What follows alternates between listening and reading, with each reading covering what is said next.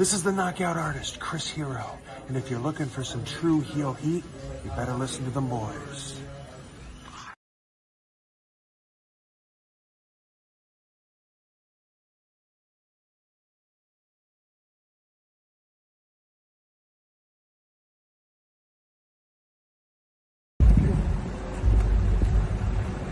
Yo, what up? You know what it is. It's your boy AJ Francis reporting to you live from New York City, the birthplace of hip-hop. And I'm telling you that I'm only tuned in with true heel heat wrestling. Holla at me.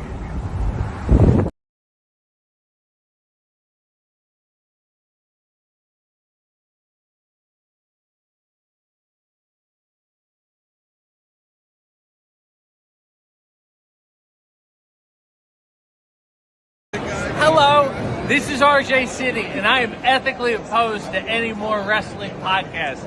I don't know why you guys are talking about wrestling. It is a niche product. It is a very small industry.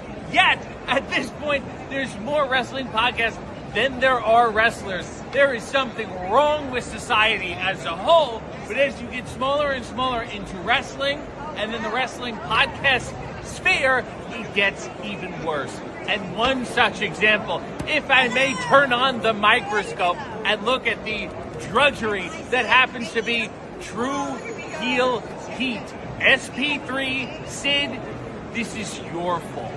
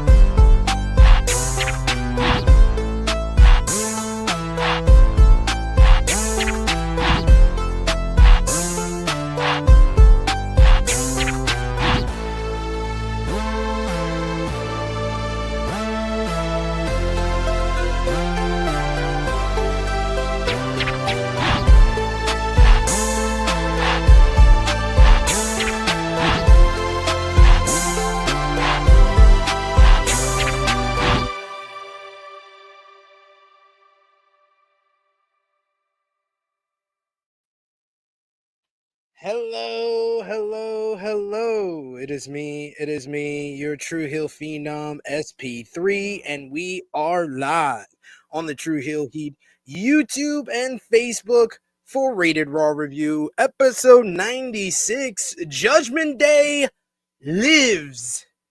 Discussing last night's December 1st, 2025 edition of Monday Night Raw as only we can. And to do that, I am joined by my esteemed colleague. He is the resident True Heel alcoholic and hookah smoker himself, the one and only Top Guy JJ. How are you doing, sir? First of all, it is absolute dog shit outside. Telling me, I just went to the store. It was ridiculous. Dog shit out there. But, you know, a good chance to get some sleep. So we cooling this morning. We good. All right. We're never going to understand this place, just by the way. Never. We're never going to figure this place out. Just What, know that. WWE? Yeah. We're No. never going to figure them out. It's I figured them out. You say that one week and then something amazing. I cannot believe I'm going to actually put amazing and Monday Night Raw in the same sentence. I think that you have just been deprived of good episodes of Monday Night Raw. That's the problem. That you are overrating this good episode of Monday Night Raw. That Triple H himself said was going to be epic.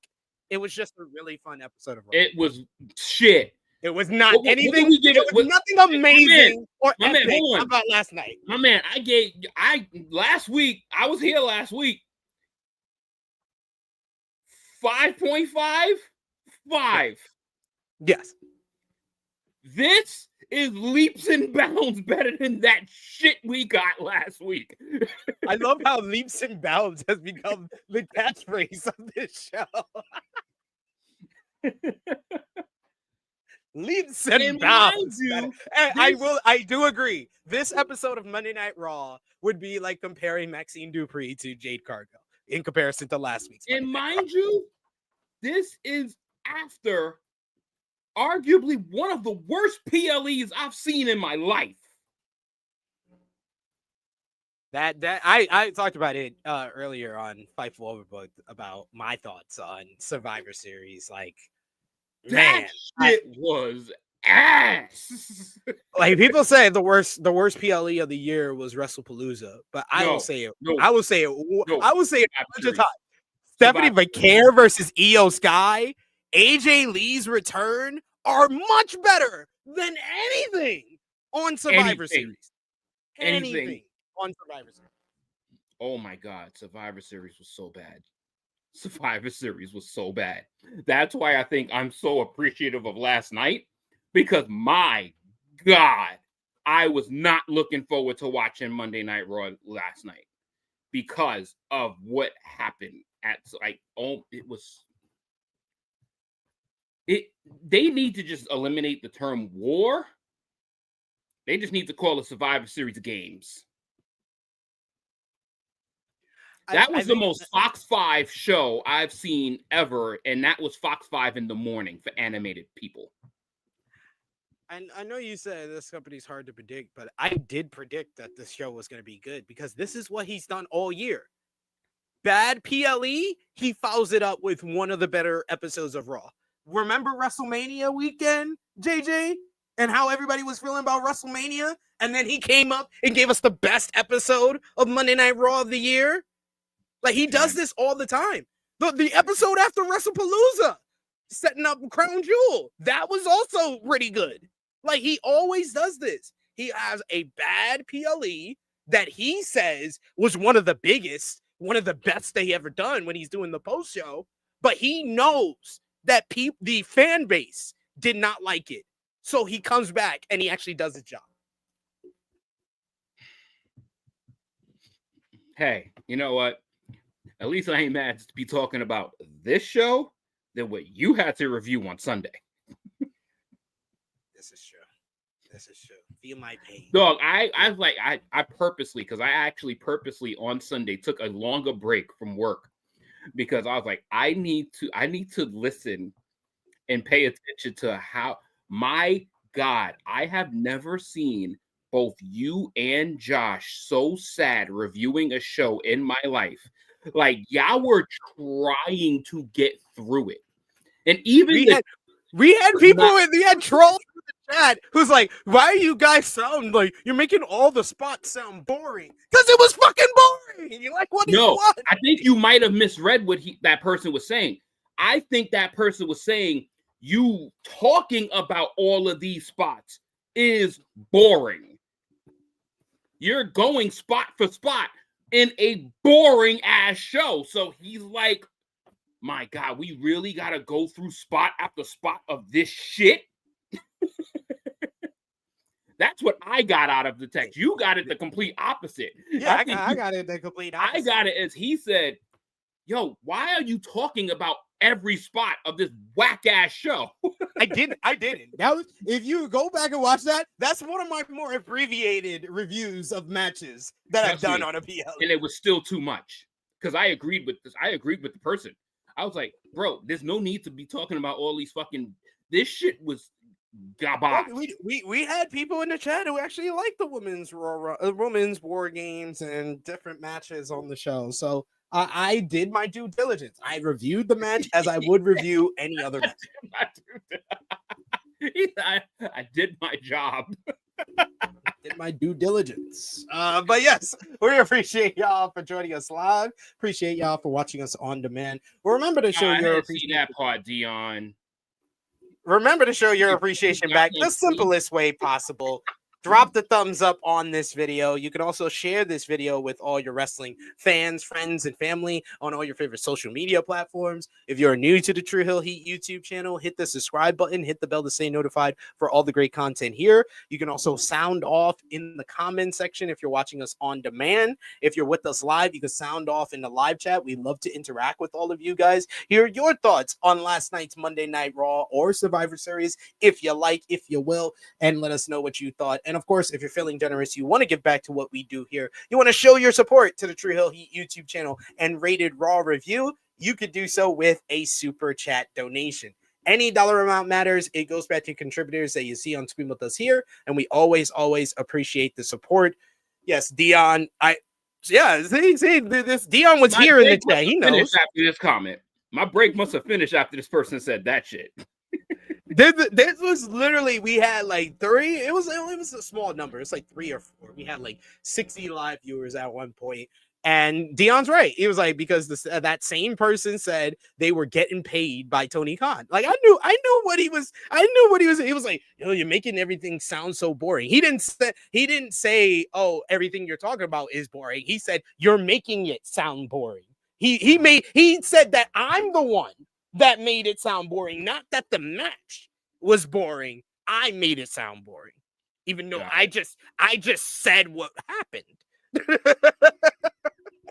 You see, I'll be trying to give people a hint of benefit of the doubt, and then they go and just fucking turn around and screw themselves by saying something double down stupid. Bro, if I was getting paid by Tony Khan, I would be shitting on the WWE every minute.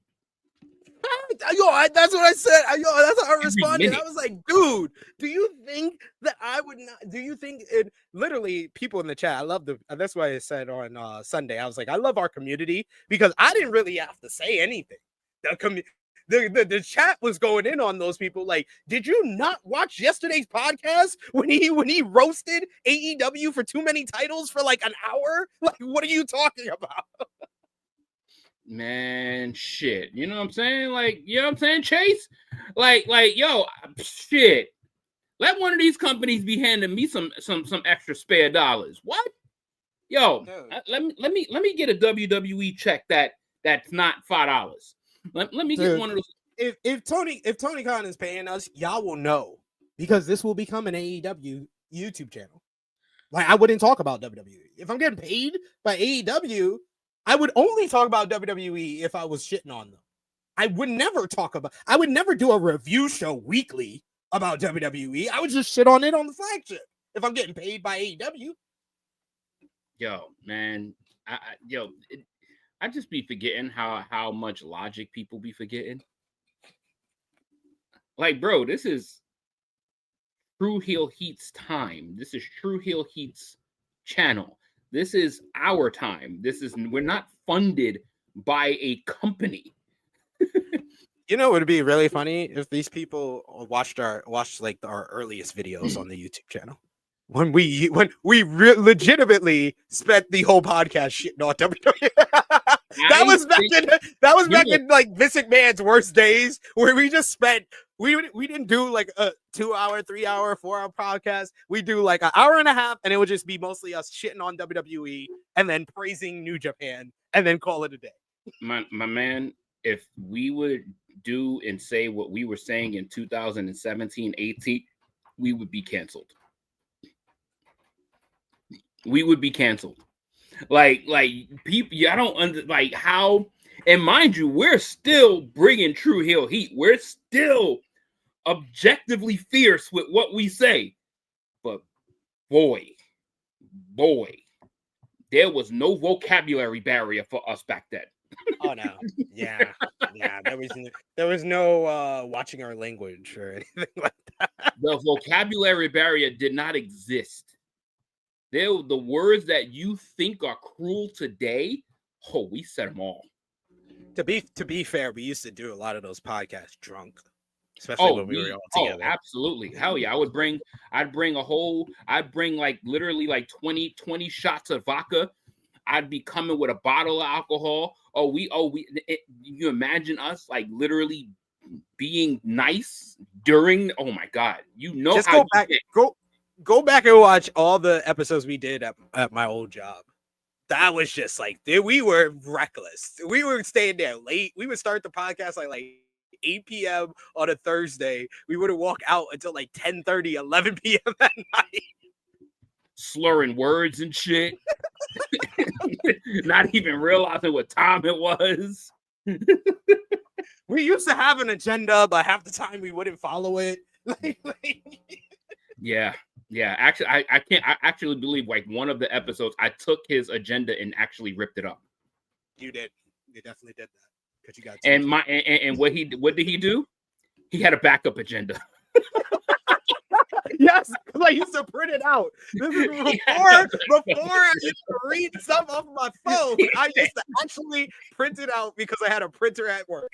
I used to finish my shift at work and then go upstairs and start drinking and talking wrestling with y'all live on Facebook and YouTube. Because I came in there nice, yo, and I was like, yo, man, we ain't going to script this shit. We just going to go off what we feel. And I ripped that shit up. This nigga pulled out another one. I was like, fuck it. I ripped this one. He gonna have a third one. Absolutely. I used to love those rooms too. The rooms we used to use, man. Especially yeah. The big one on the second floor.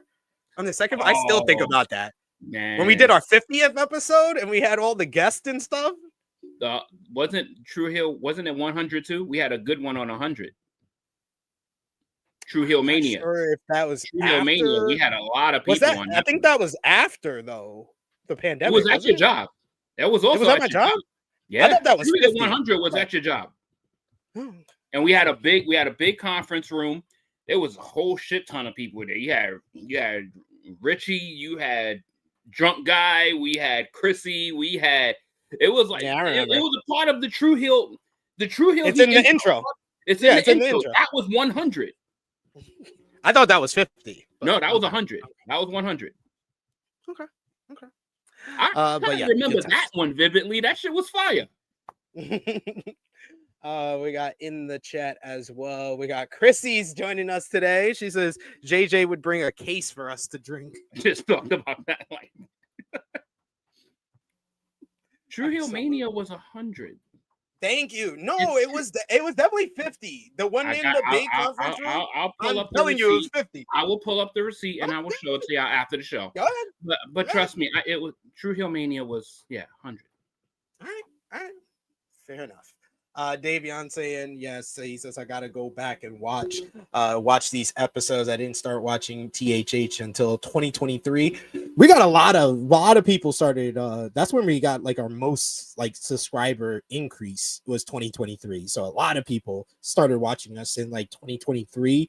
But yeah, there's some good stuff, especially when we were doing live before the pandemic. When we would be together in either Johnny's play, Baby Seth's plays, or in my job, those were good times. So go back and watch those, especially the Firefly Funhouse episode where Chrissy and JJ became kids again. When we went into the fucking yoga and playroom, oh my God.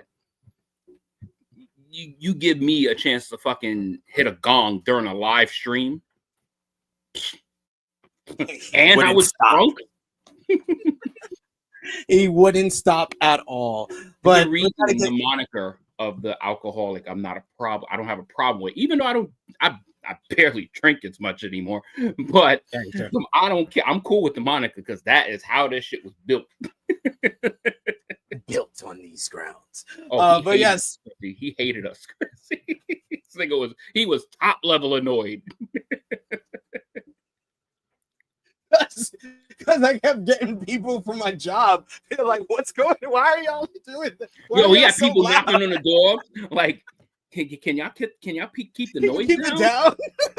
Like, yo, he brought us in a room full of instruments and xylophones and gongs and little pianos. Like, why would he do that to me and Chrissy, knowing that we're not gonna take full advantage? Also true. That is on me. That is on me.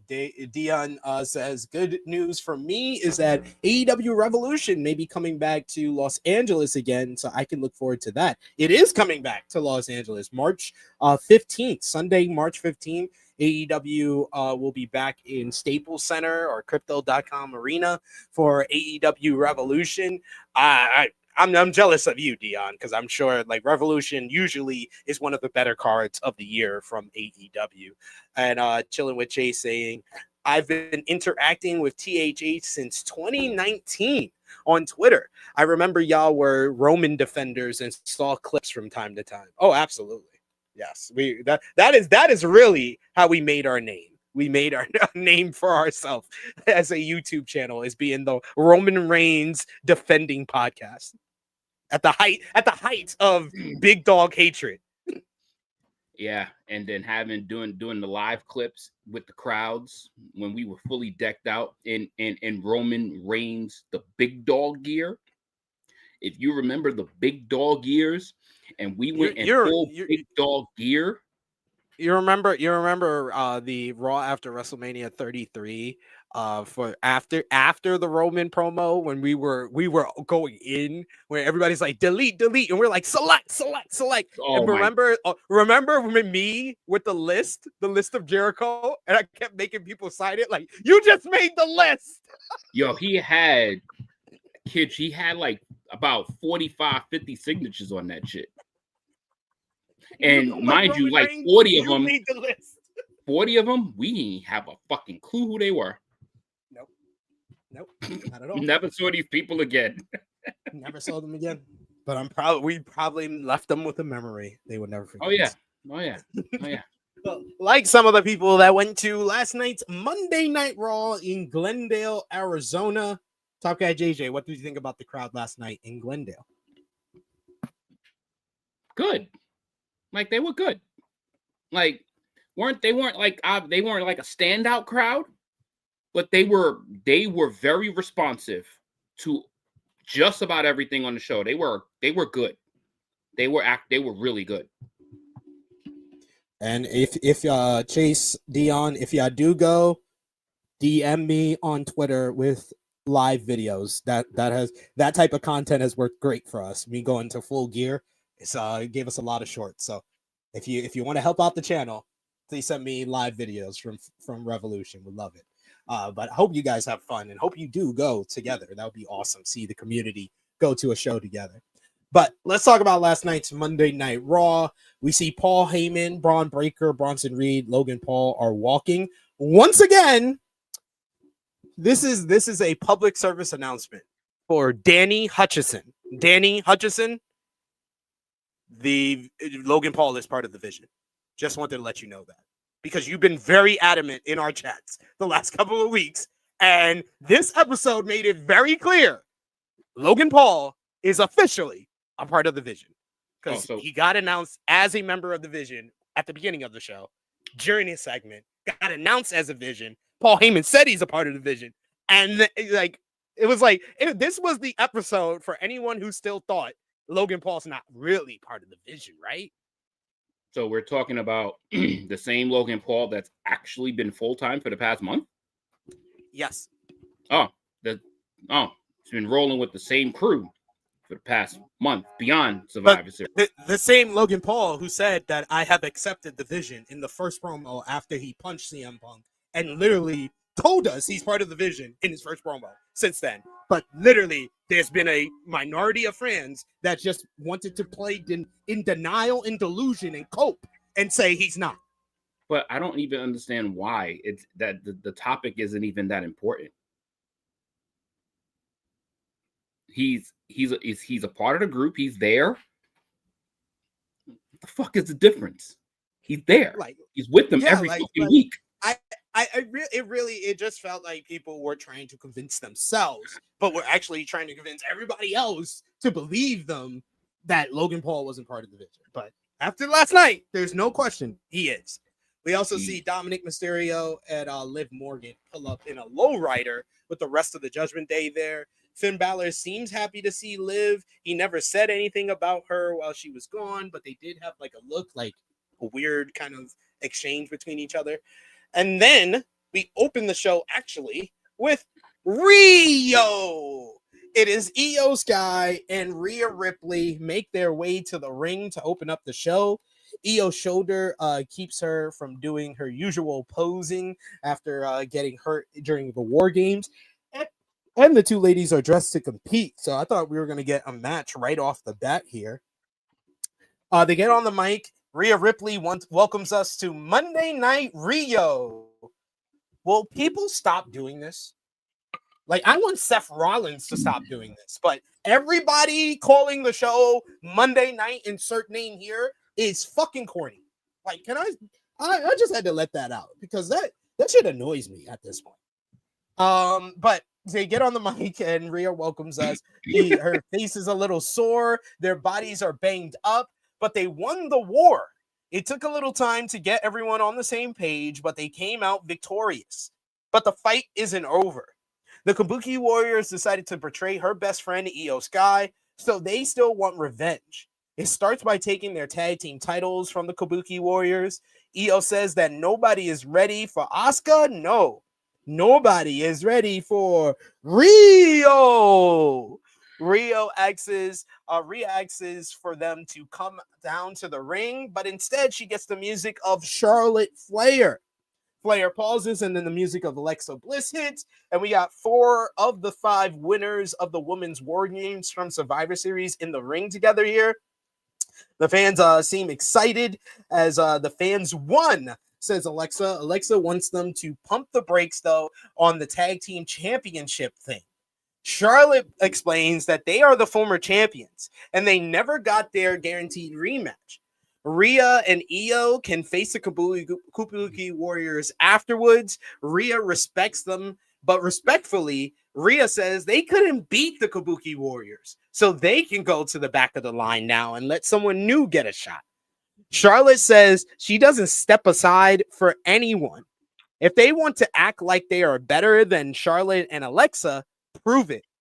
Alexa suggests that they have a tag team match, Rhea Ripley, Io Sky versus Charlotte Flair and Alexa Bliss tonight.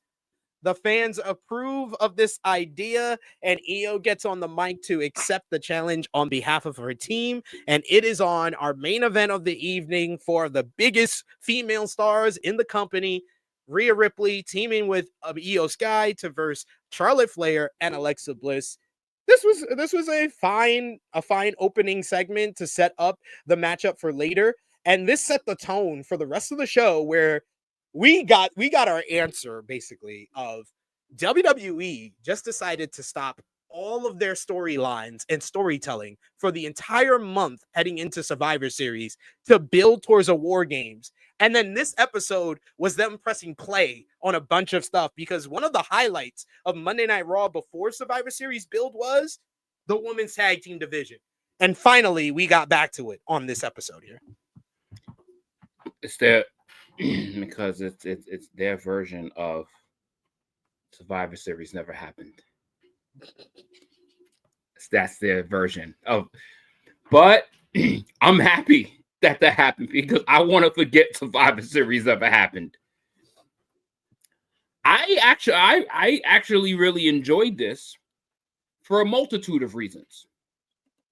One, it wasn't the Vision that opened up the show. Yes. 2, it was women that opened up the show. And 3, it was a cut straight to the chase, get down to business promo. Yeah. It wasn't all this hoopla and lollygagging, and that promo was all of 6-7 minutes. Sweet, short, to the fucking point. And that's how you get the gears started. The fans were all invested into it. You got four of the absolute biggest, if not the biggest stars in the women's division, all in the ring at the same time.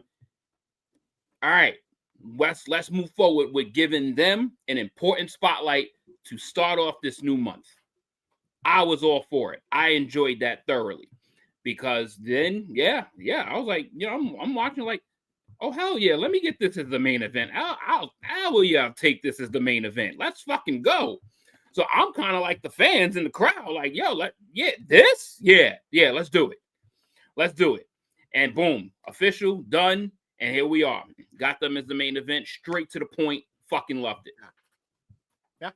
Yeah, this was good stuff. This was really good stuff. Dion says, Charlotte has my respect for what she did for the little girl fighting cancer. That was nice. That was nice with the gear that she had for Survivor Series. And you could tell she's very appreciative of this babyface run for Charlotte. Yeah. I don't think that she ever thought she would make it to having the fans like love her again.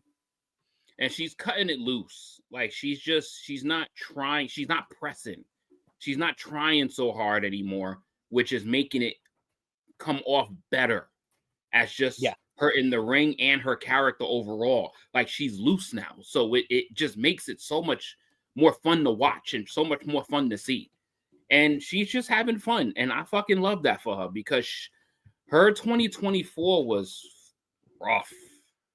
Well, she wasn't around for 2024. The early part of 2025 was 2024 was rough because she was out the whole year. And 2025 to start it, they try to force this top girl mantra on her. Then she ended up going back to the same person, and people was fucking over it. So it's like, fuck, stop trying so hard. Stop trying so fucking hard. And here we are, so much better. I smile because, hey, Danny, how you doing? He says this show was decent. From definitely wasn't epic. Besides a few matches and Bron Breaker's promo, this show had no substance to it. Danny, I need you to scroll back a little bit ahead of the video, and I need you to answer this one question. Will you stop telling lies and just admit that Logan Paul is part of the Vision? Because you got your answer in multiple ways last night. So we need you in the chat for all of our peace of mind to just say, I finally accept Logan Paul is part of the Vision. Thank you. Appreciate you, brother. I'll definitely feature that next comment. Jan says, have you guys saw the vlog from Becky last night? I saw the vlog from Survivor Series. I'm not sure if I saw the vlog of her backstage at Raw, but I did see the one from Survivor Series where John Cena pulled up on her and was like, I don't even care if you're recording. What you're doing right now is the best thing going today. You're great at what you're doing. Keep doing that. And walked off. And Becky could not control. She's trying to stay in character. She's like, he's the greatest of all time for a reason. Walks off. Becky's the best. And even Cena sees it. And he knows it. Love to see that. Yeah. That was a cool vlog. I've been loving Becky Lynch on social media. She has taken the mantle, the torch that Drew McIntyre left behind in 2024, and she's ran with it in 2025. Listen, and Becky she's cutting loose, but in such a different way. Yeah. She's just like, you know what? Maybe people just want to see Rebecca. Fuck it. I'm gonna give y'all Rebecca. And people fucking, I don't know. I'm not gonna speak for everybody, but I'm loving Rebecca. Hey, I will take this. I will take this, Danny. I'll take it. You know, whatever.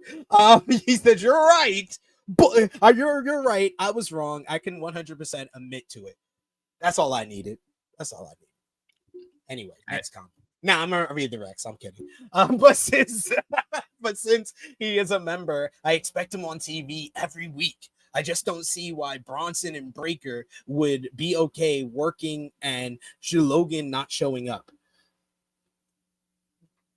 Logan Paul doesn't have to show up. WWE allows him not to show up every week just because he's in the group doesn't necessitate or you should be expecting him to show up every week. You can be in a group and not be on the show every week. But I will say one thing though. The more Logan Paul is there, the more substance he's starting to build. So there's more a little. It becomes a little like the stuff that you'll talk about later on. Like things are starting to get like things are starting to grow a little bit with him. So I think the attendance for it to stick. I think you there is a good point that Danny and you just made, is that now he does feel like he's not like this irritant that only is around and kind of sticks out like a sore thumb from the rest of the product. He has a role, he's playing it, and it's not basically overwhelming or overburdening like a lot of his act has been for a duration of 2025, especially, where it feels like he's going too high up. Like he's going into the main event scene. He's challenging for the World Heavyweight Championship. He worked with John Cena more than anyone during John Cena's retirement tour. All of that seems a little much.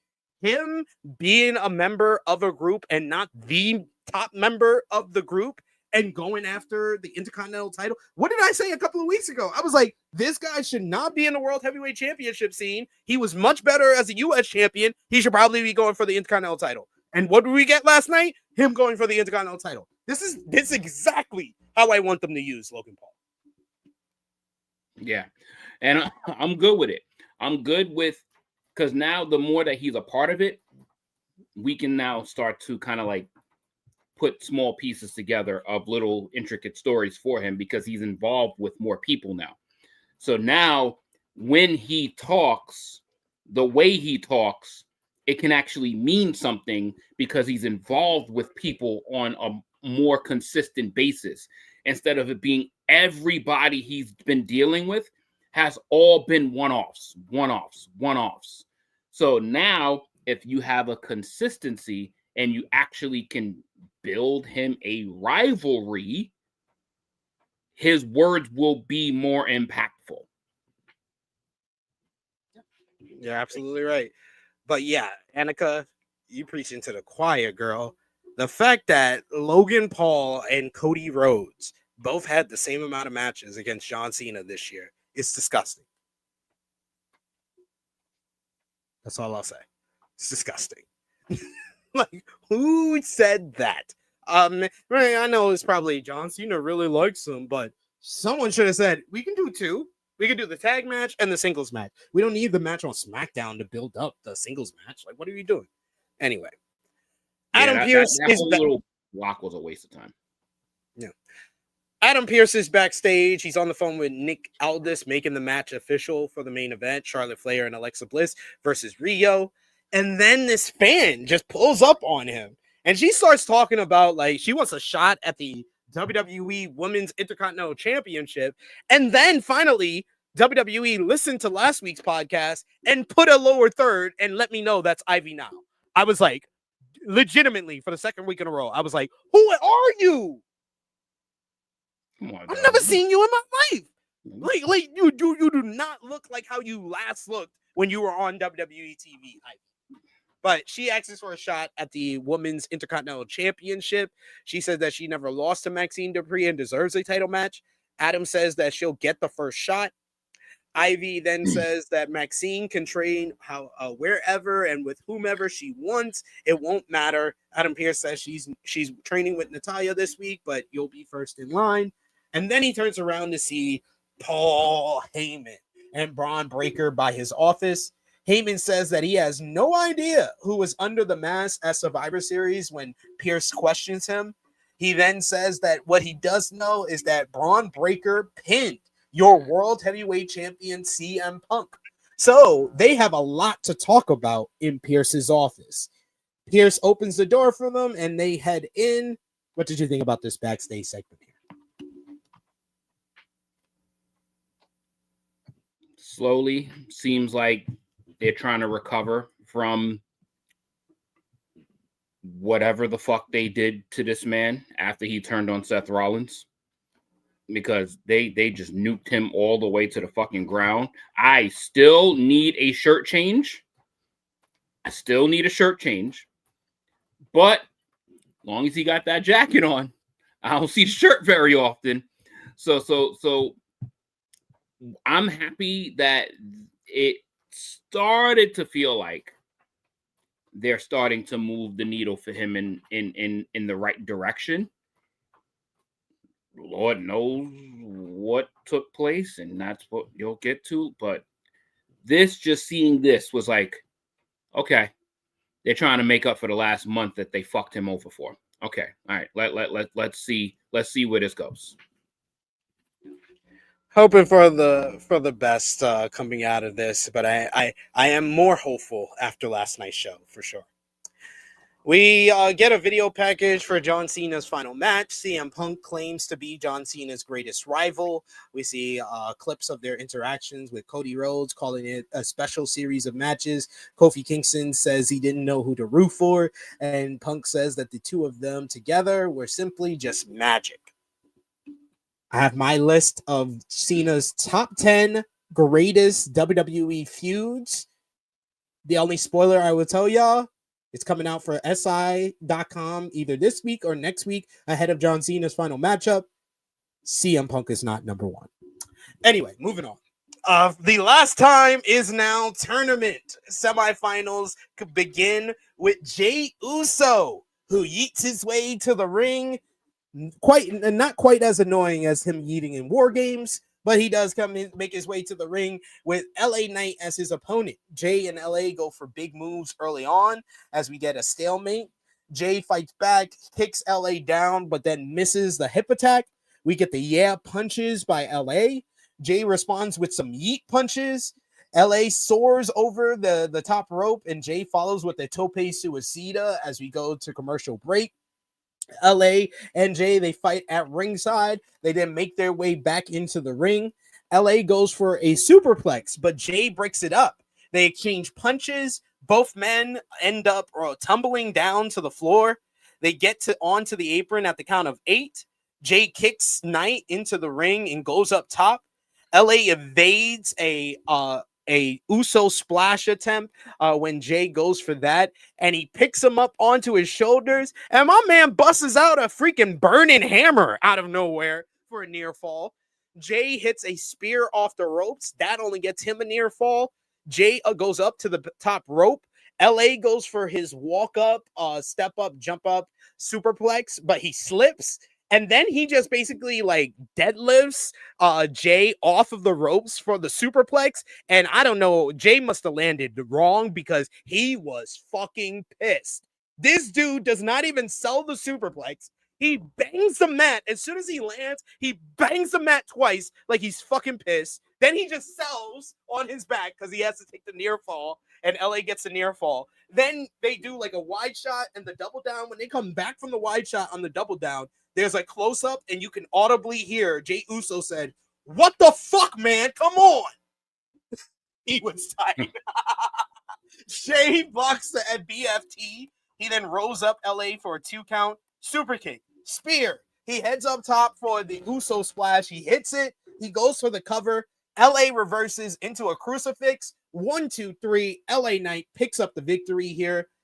I thought this was a good matchup. I thought the last portion of the matchup was very clunky. Once Uso was pissed off on the landing on the superplex, his spear looked horrible at the end. But I like the finish. I like him hitting the Uso splash and then getting the crucifix. Even though the crucifix didn't look that great, it looked very much like an actual wrestling move, like that you would do, and not something that was planned because it looked kind of clunky as well. But LA Knight picks up the win. He moves on to the last time is now tournament finals this Friday on SmackDown. The crowd was very much into this as well. I think that also helped to make this entertaining. Post-match, though, we get finally, once again, just like the opening segment, WWE decided to resume the storytelling, because one of the better stories we were saying was on Raw was the ongoing psyche of Jey Uso. And the fact that he has his brother in his head, his cousin in his head, and he's shown more aggression. He's been more selfish. coming off of this loss. You can see the dejection on his face. He gets upset. He's pondering life and the universe. The fans applaud his efforts, and then Jey just starts crashing out. He destroys the Prime hydration station.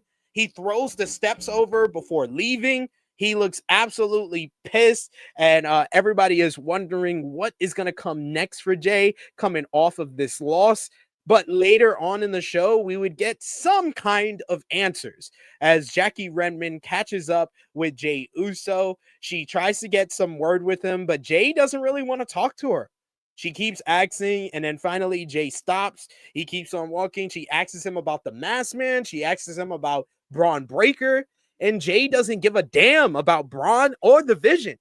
He says there's a lot of people in his head that need to get out. He says the only person to blame is a man in the mirror. He walks off, and then he comes right back, and he says, you know what? Roman said it best. Those titles would look best on his shoulders, not mine. And then walks off dejectedly. So we're continuing the Jey Uso downfall, or the Jey Uso kind of heel turn, slow burn heel turn that they were doing in October. They've resumed it now coming out of Survivor Series. This is also a big indication that WWE needs to stop doing war games, because if all of your storytelling has to take a pause and then you resume it on the Monday afterwards, then you probably shouldn't do this show. If you have to change your storytelling completely and go away from it and then continue it a month later because of a show, then you probably shouldn't do war games anymore. It's probably not for you, dog. It's probably not for you. Like I said, Jey in LA, good entertaining matchup. I'm interested in the whole Jey Uso storyline like I was a month ago, but less so than I was a month ago because they decided to pause it for a month. Jey, what did you think? You know, not for nothing, I thought this was actually a pretty decent match. Like, I thought they did well. I mean, obviously, you know, yeah, I mean, that superplex that's a risky move, man. Like you get high up, you don't know how you're gonna land. Like you know that the bouncy part of the mat, you could bounce wrong. You know, fucking, you know, your spine could get realigned real quick. Like, you know, you just don't really know. So, you know, you've seen something very similar like that level of anger from a spot. Like, you know, you think about like when Mr. Kennedy hit Randy Orton with like a backdrop suplex and he bounced Randy Orton off the fucking mat, and Randy was he sold it after expressing very vividly how pissed he was at that landing. That it was very reminiscent of that for me. But you know, he still made it through. Thank goodness, like nothing seemed to be like serious from it. It just was like he must have just caught a quick stinger. But them shits hurt. Them stingers hurt. Them shits hurt. So thank goodness it was just something probably like that. Yeah, I was actually not opposed to that finish because it was very like unorthodox. It was very clunky. So it looked like something they would finish at, like a sloppy type finish. And the fact that is what caused Jey Uso to not be able to participate and be in the final match of John Cena's career. That shit, dog. Like, yeah, there's almost like that straw that broke the camel's back. And it's like, dog, I'm losing matches like this. I'm losing the LA Knight. That's enough. That's like, enough. like this. Like, yeah. So, you know, if you have ever in your life snapped, you know it's never the exact reason that occurred as to why you snapped. It's usually the last thing that happened as to why you snapped. And that's what happened to Jey Uso. And I think that he executed it very well because he looked broken. Like, he looked broken.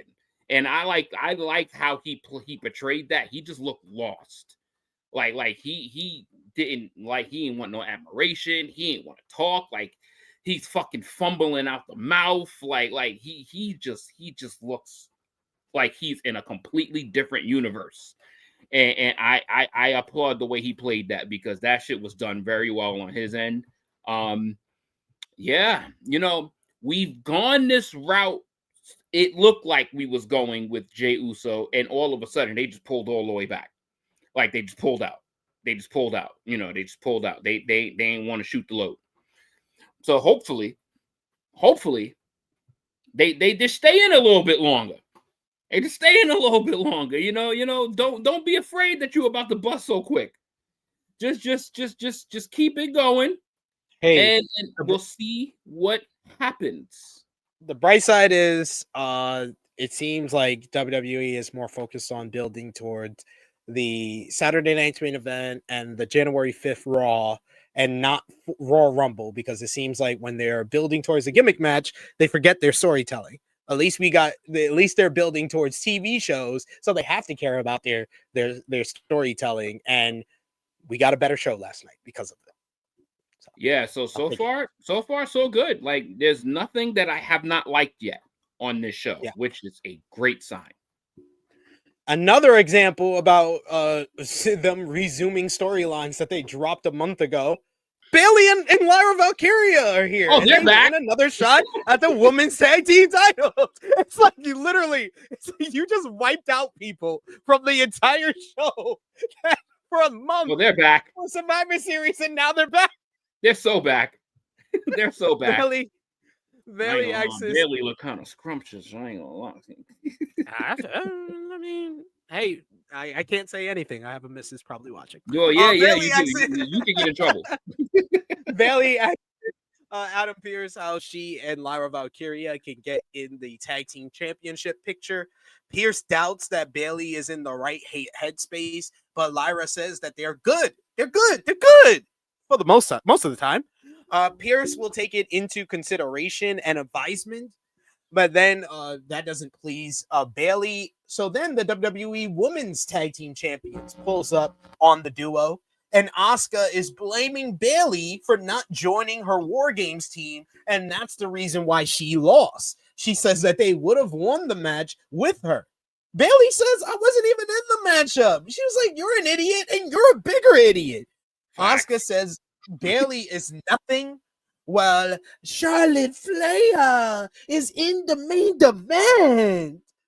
Kyrie then presents Bailey with a cream chain before getting yelled at by Asuka, where she doesn't even get startled now. She smiles and jumps up and then scurries away backwards. It's hilarious, I will say. Kyrie is one of the funnier characters on this show. I enjoyed this. Unfortunately, this let me down on the payoff, because I thought that this was setting up Bailey to turn and beat up Charlotte with the green chain at the end of the show. And that would have been much more interesting than what she actually did.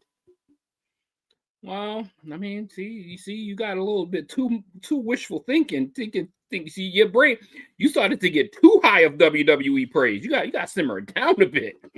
And I don't know about you, but you get too logically, my man. Have you been looking at Bailey's social media activity as of late? Not really. I'm not going to.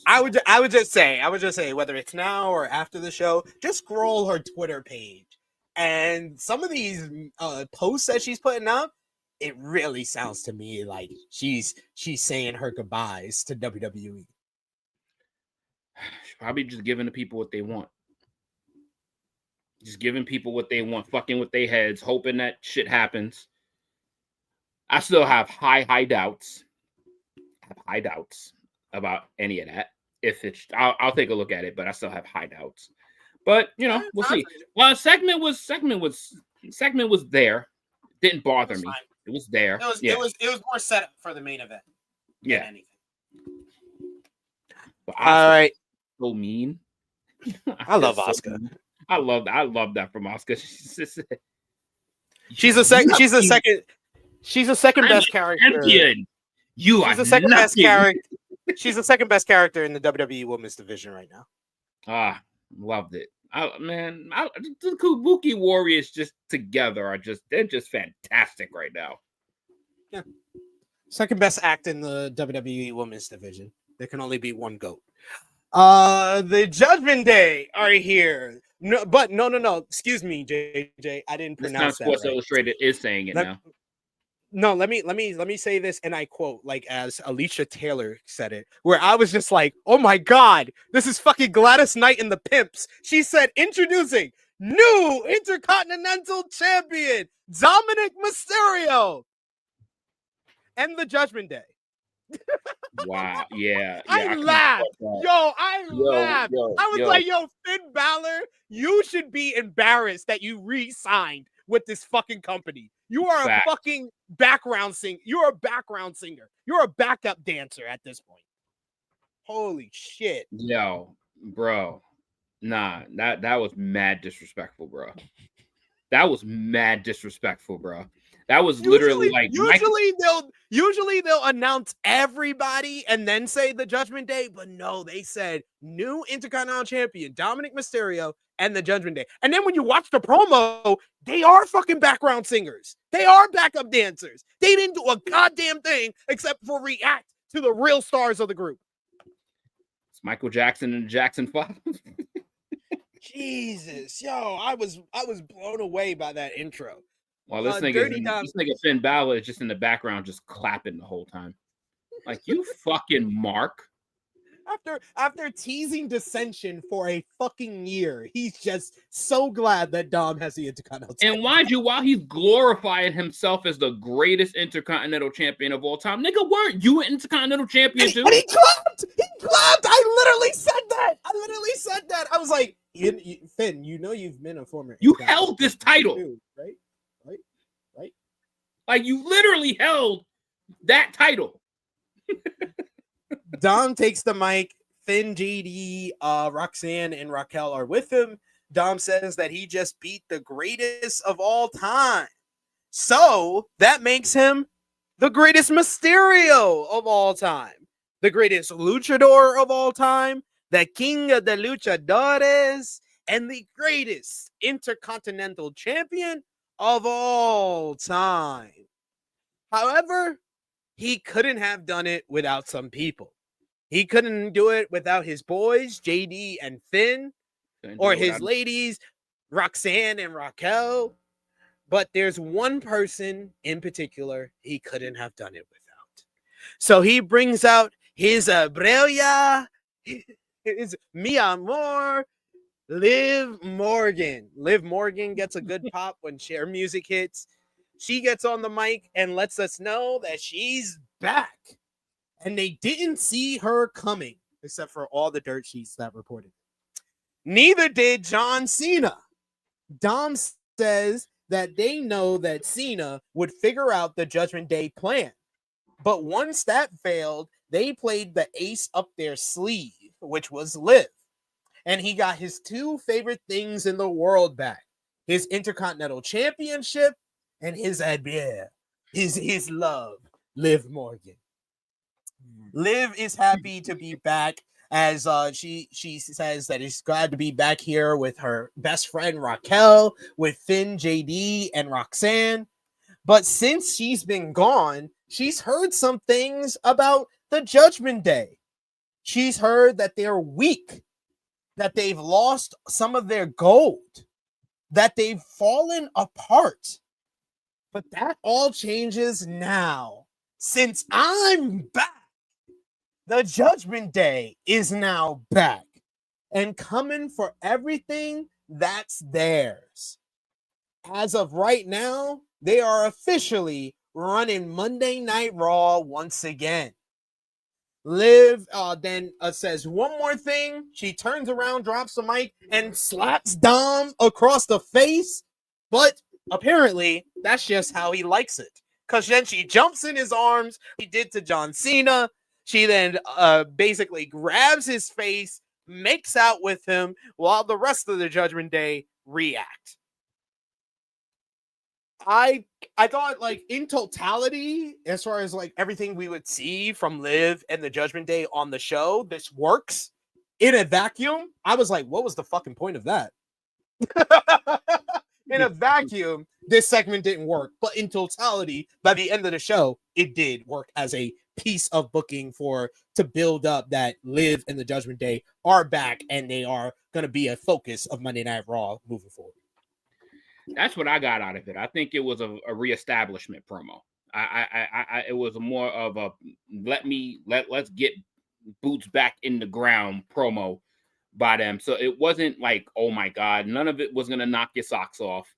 And yeah, his Juanita. Like he doesn't, I don't know if this was purposely done, but the fact that promo took place and he just became the Michael Jackson of the group, essentially, and had all his bitches in the back. That's literally what took place. Like they were in a perfect line, all in the back.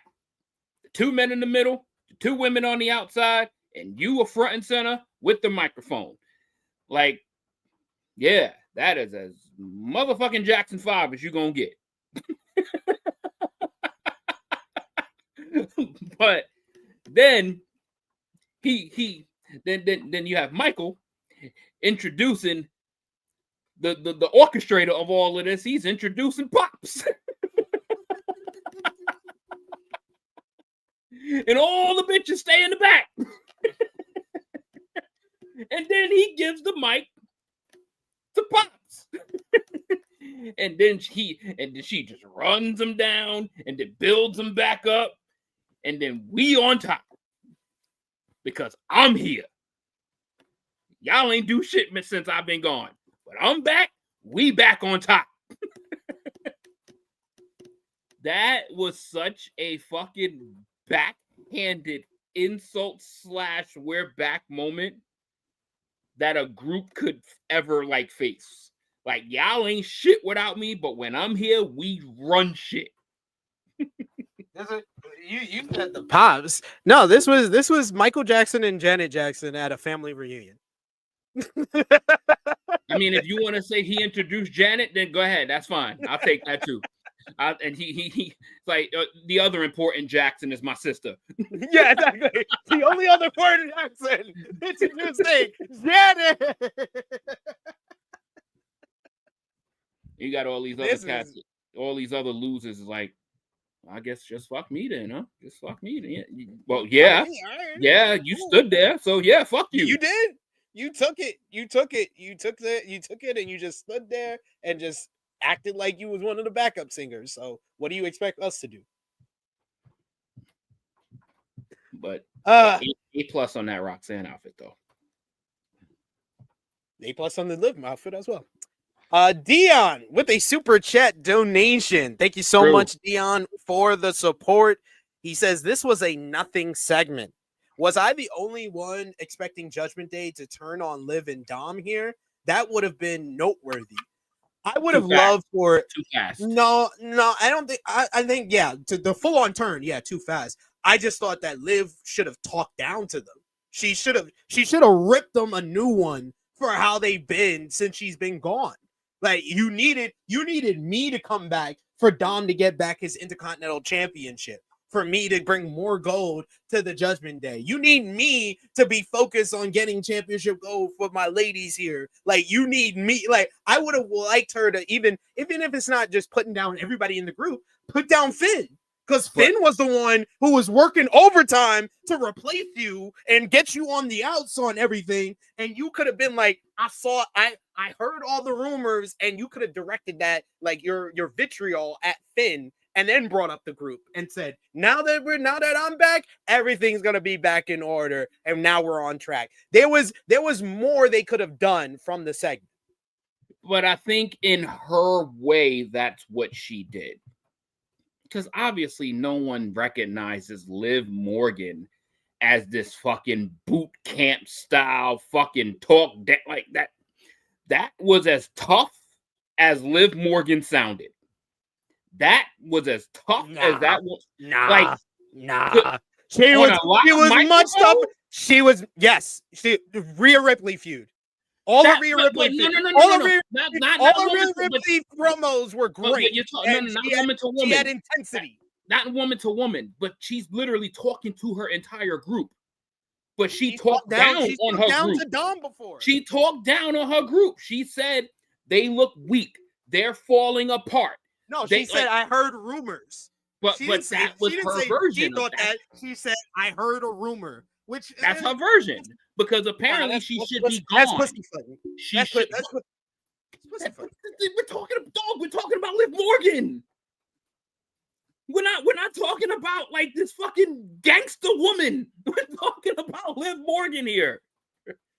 I think she did fine, but it's in her version. I think it's like almost like a tamed version of talking down to her group. Like if this ain't one of us talking to our group, if this is one of us talking, I've seen Liv go in on the mic a lot better than this. I'm fine with it. I'm personally fine with it. Like she spoke down on them and then basically buried them again by saying they're back on top because she's back. She doubled down on her words. I think she did fine. She basically said, y'all ain't shit without me, and with me, you guys are everything, and we're gonna get it all back. You can't subtly do anything in WWE. WWE fans need you to. PG show. WWE needs you to say it directly. That's what the audience needs. That's what I need as well. Well, listen, there was a segment. WWE fans are stupid. I mean, WWE treats their fans like they're stupid. That's why. But there was a segment that I really don't have much complaints about, and it was actually up next. And it had to be with leaps and bounds. Maxine Dupree. She has a training montage on this show as she's at Natalya's dungeon. After taking out, she's wrestling and she's getting exhausted and she doesn't want to keep going. But Natalya tells her again. And she takes out her first opponent with an ankle lock. We see the intensity and how she's working. Natalya then says, how about you face me now? And she steps into the ring. They go at it. Natalya gets the better of her, locking her into the sharpshooter as she taps out. Then Natalya waits for her to get to her feet and slaps Maxine down. She tells her to get out of her ring. Maxine pulls herself up to her knees and she says, again. And Natalya just turns around and smiles. And mind you, Adam Pearce referred to her as Natty. And this whole look, how she looked, how she presented in this vignette, that was definitely Natty Neidhart, not Natalya. So is this the first indication that we're going to get Natty Neidhart on WWE TV? And maybe she eventually turns on Maxine and we get Maxine versus Natty in sometime in the beginning of 2026 for the Intercontinental Championship. I thought this was an interesting vignette to do and actually gave Maxine some actual character development of some kind with this vignette. I don't think it's going to translate at all when she gets inside the ring, but this was nice for what it was. You know, when you got shit like this, like when I see something like this, like I immediately, for some reason, had Lucha Underground in my head. But this was a very Lucha because of the lighting. I think it's because of the lighting. Yeah. The dark lighting. And then reality hits the brain in like 5 minutes. And it's like, yeah, but this is going to end up showing up on WWE programming. So then you're going to get the lights and the music and the fun and the execution. And you got to do it right and all of that. Like, I would not be opposed if she came back and she was just like this rugged fighter that pulled off wrestling moves, because it would play off of that vignette. And that is the way she would counter to remain the women's Intercontinental Champion, through just being gritty, ugly, grimy, and tough. But we're not going to get that. We're going to get the spinning back kicks. We're going to get the middle rope twisted elbows, and we're going to get worm.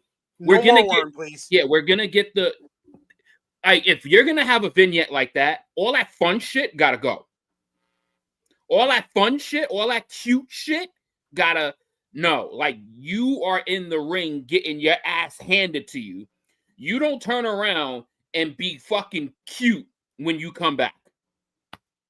Like, it has to translate.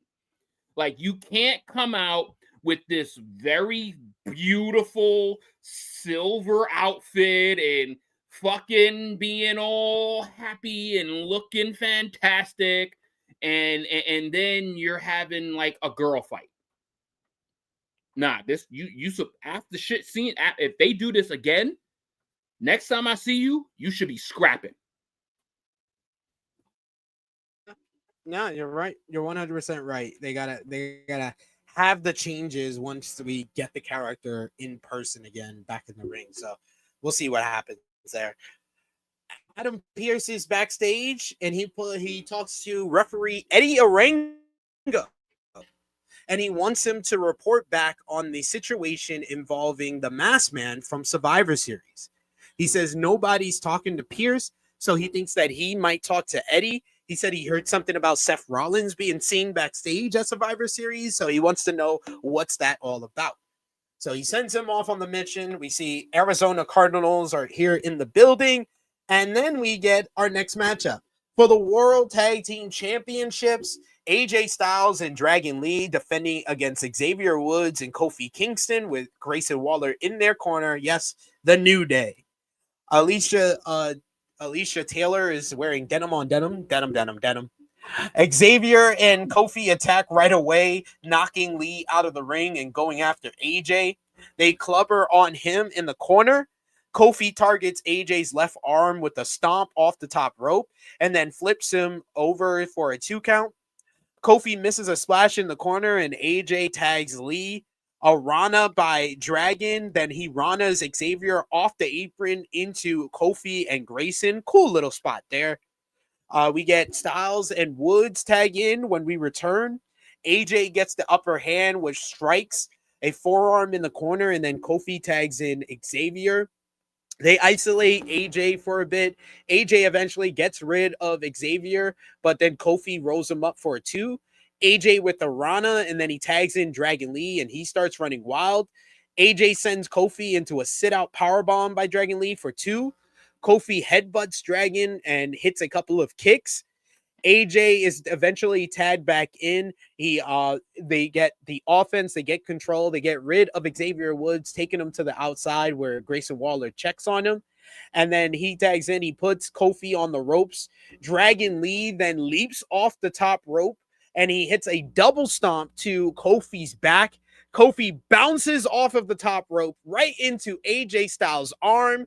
AJ holds him up in the Styles Clash position while Dragon Lee does a tope con hilo onto Grayson and Xavier. And then AJ finally hits the Styles Clash for the 1-2-3 to pick up the victory here. Very, very dope finish here. This needs to be their tag team finisher because this worked out really, really well. I thought that everybody executed that spot very well, and Kofi sold it like he just got hit with death. So that was pretty cool. Also, AJ and Dragon Lee retained the World Tag Team Championships. I thought this was a fairly solid matchup. AJ and Dragon Lee do work well together. And like I said, that finish was great. However, people have taken it way too far. People that are saying that it's the greatest finish that they've ever seen in their life. People who are saying that it's the best Styles Clash they've ever seen. You need to realize AJ has done a Styles Clash exactly like this multiple times in WWE, multiple times in New Japan, multiple times in Ring of Honor, and a couple of times in TNA as well. It's not the first time he's done that. And also, you need to realize the Young Bucks have been doing this finish for fucking a year now. They do the double stomp off the back, person bounces off the ropes into a powerbomb. They've been doing it all year. This is not something new. Stop acting like you have just, you've seen something that broke your brain and you think it's the greatest thing ever. Watch more wrestling. That's all I have to tell you. JJ, to say, what like, did you think?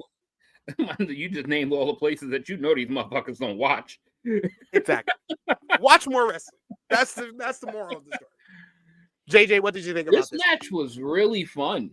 Like, this was a fun match. Like, because I'm over like trying to think about what the New Day should be and what, like, I'm over that. I'm beyond that now. Like, I've accepted that they have absolutely killed the New Day, and they're okay with that. And the New Day is okay with that. The New Day doesn't care. They re-sign. Like, after they re-sign, I stopped caring. Yeah. So I'm just judging off the work. So this match was fire. Like, this match was actually like, and them think WWE style. So, like, comparison to other, like, this was a really good match for especially for like their style and standards.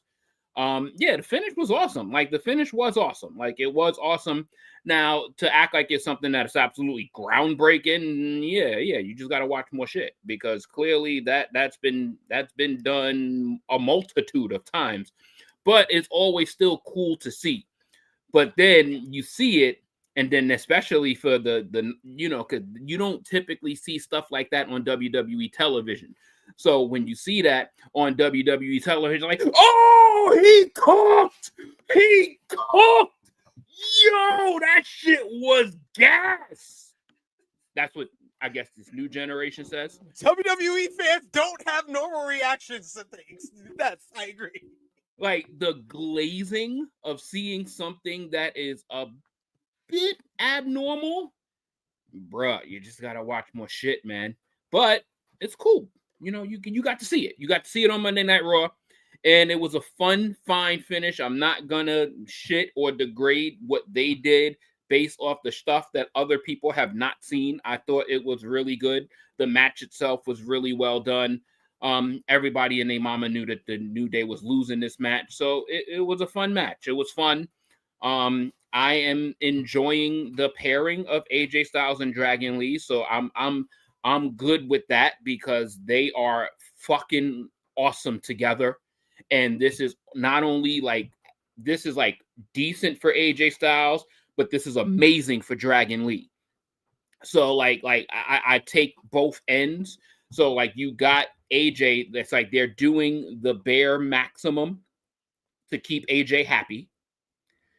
But then they are putting AJ Lee, I'm saying AJ Lee, well, that should be their fucking tag name, but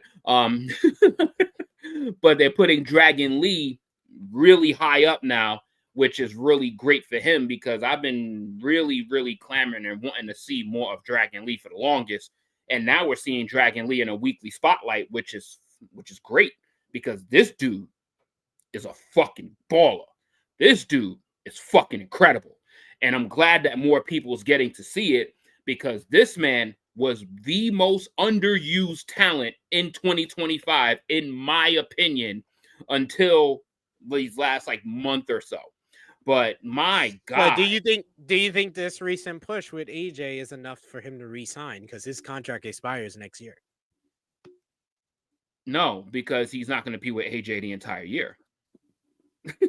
Like, he's not going to be a tag team champion all of next year. So no, it's not going to. It would be enough for him to resign if he got himself an Intercontinental or United States Championship push, and he was a prominent player on either one of the two shows, because they're going to have this bullshit draft after WrestleMania, whatever. If he is in a prime mid-card spot, I think he'd be fine with that. But he has to be somewhere like close to where Penta is at in order for him to, I think, feel satisfied. Penta's not a champion, but you know what they think of Penta. I think Dragon Lee deserves to have similar fucking admiration from the company. Oh, I agree. I think Dragon Lee is substantially better in the ring than Penta. Yeah, but Penta has the package. Oh, Penta has way more charisma than right. So That's why he's higher than, because, and also Penta could get it done in the ring. So like, Penta is no slouch. Penta could get it done, but Dragon Lee is just exponentially better than him in the ring, but he has a severe lacking of character compared to a Penta. But I think they need to put fucking Dragon Lee on a pedestal. We would go backstage. First, we saw Eddie Orengo coming up to Adam Pearce and telling him he couldn't get any information outside of people seeing Seth Rollins in a sling at Survivor Series. Hell, Pearce is like, that doesn't tell me anything, but keep searching. Then the tag team champions pull up on him, AJ Styles and Dragon Lee. They want another title defense next week. Dragon suggests the War Raiders, since they never got a title shot after losing the titles. And Pearce approves. He likes the fact that they are fighting champions, and he makes the match official. It will be AJ Styles and Dragon Lee versus the War Raiders. That should be another fun matchup there. Yeah. That's for next week's Monday Night Raw. We then would see Charlotte Flair and Alexa Bliss getting ready for the main event after that. But let's go back to the order. So after the World Tag Team title matchup, we go backstage to Jackie Redmond, who is with WWE Women's World Champion Stephanie Vaquer. She asks her what message her victory over Nikki Bella at Survivor Series sends. Stephanie says that when you betray her, you get burned. And she's ready for whoever's next.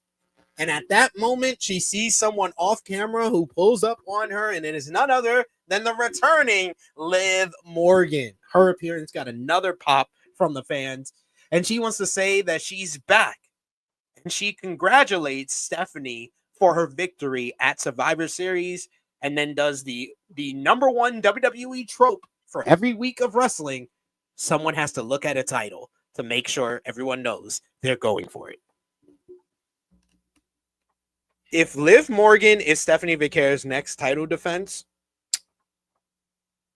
Stephanie Vaquer is not going to be Women's World Champion going into WrestleMania. No. That's all I got to say. No. That's all I got to say. Yeah. Because, dude, Yeah. they have kind of dropped the ball on Stephanie's reign. The fact that they did the whole Nikki Bella program, but never gave a fuck. They had her turn. She did a 2-minute attack and promo the next week in Madison Square Garden. They gave her a 1-minute vignette to build up the matchup on last week's show. Then on a 4-match PLE, it was a filler match that 90% of the 40,000 in attendance could not give a fuck about, outside of Stephanie Vaquer's one move. Stephanie Vaquer is legitimately and objectively one of the best women's wrestlers in the world, but this company, in the 2 to 3 months she's been Women's World Champion, have made her into a one-move meme. So, in terms, what you're saying is that they've nuked Stephanie Vaquer. And they've homogenized. They've homogenized. They have broke her down and taken away things that make her special to just make her about one thing that they know the fans are going to respond big to, and that's the Devil's Case.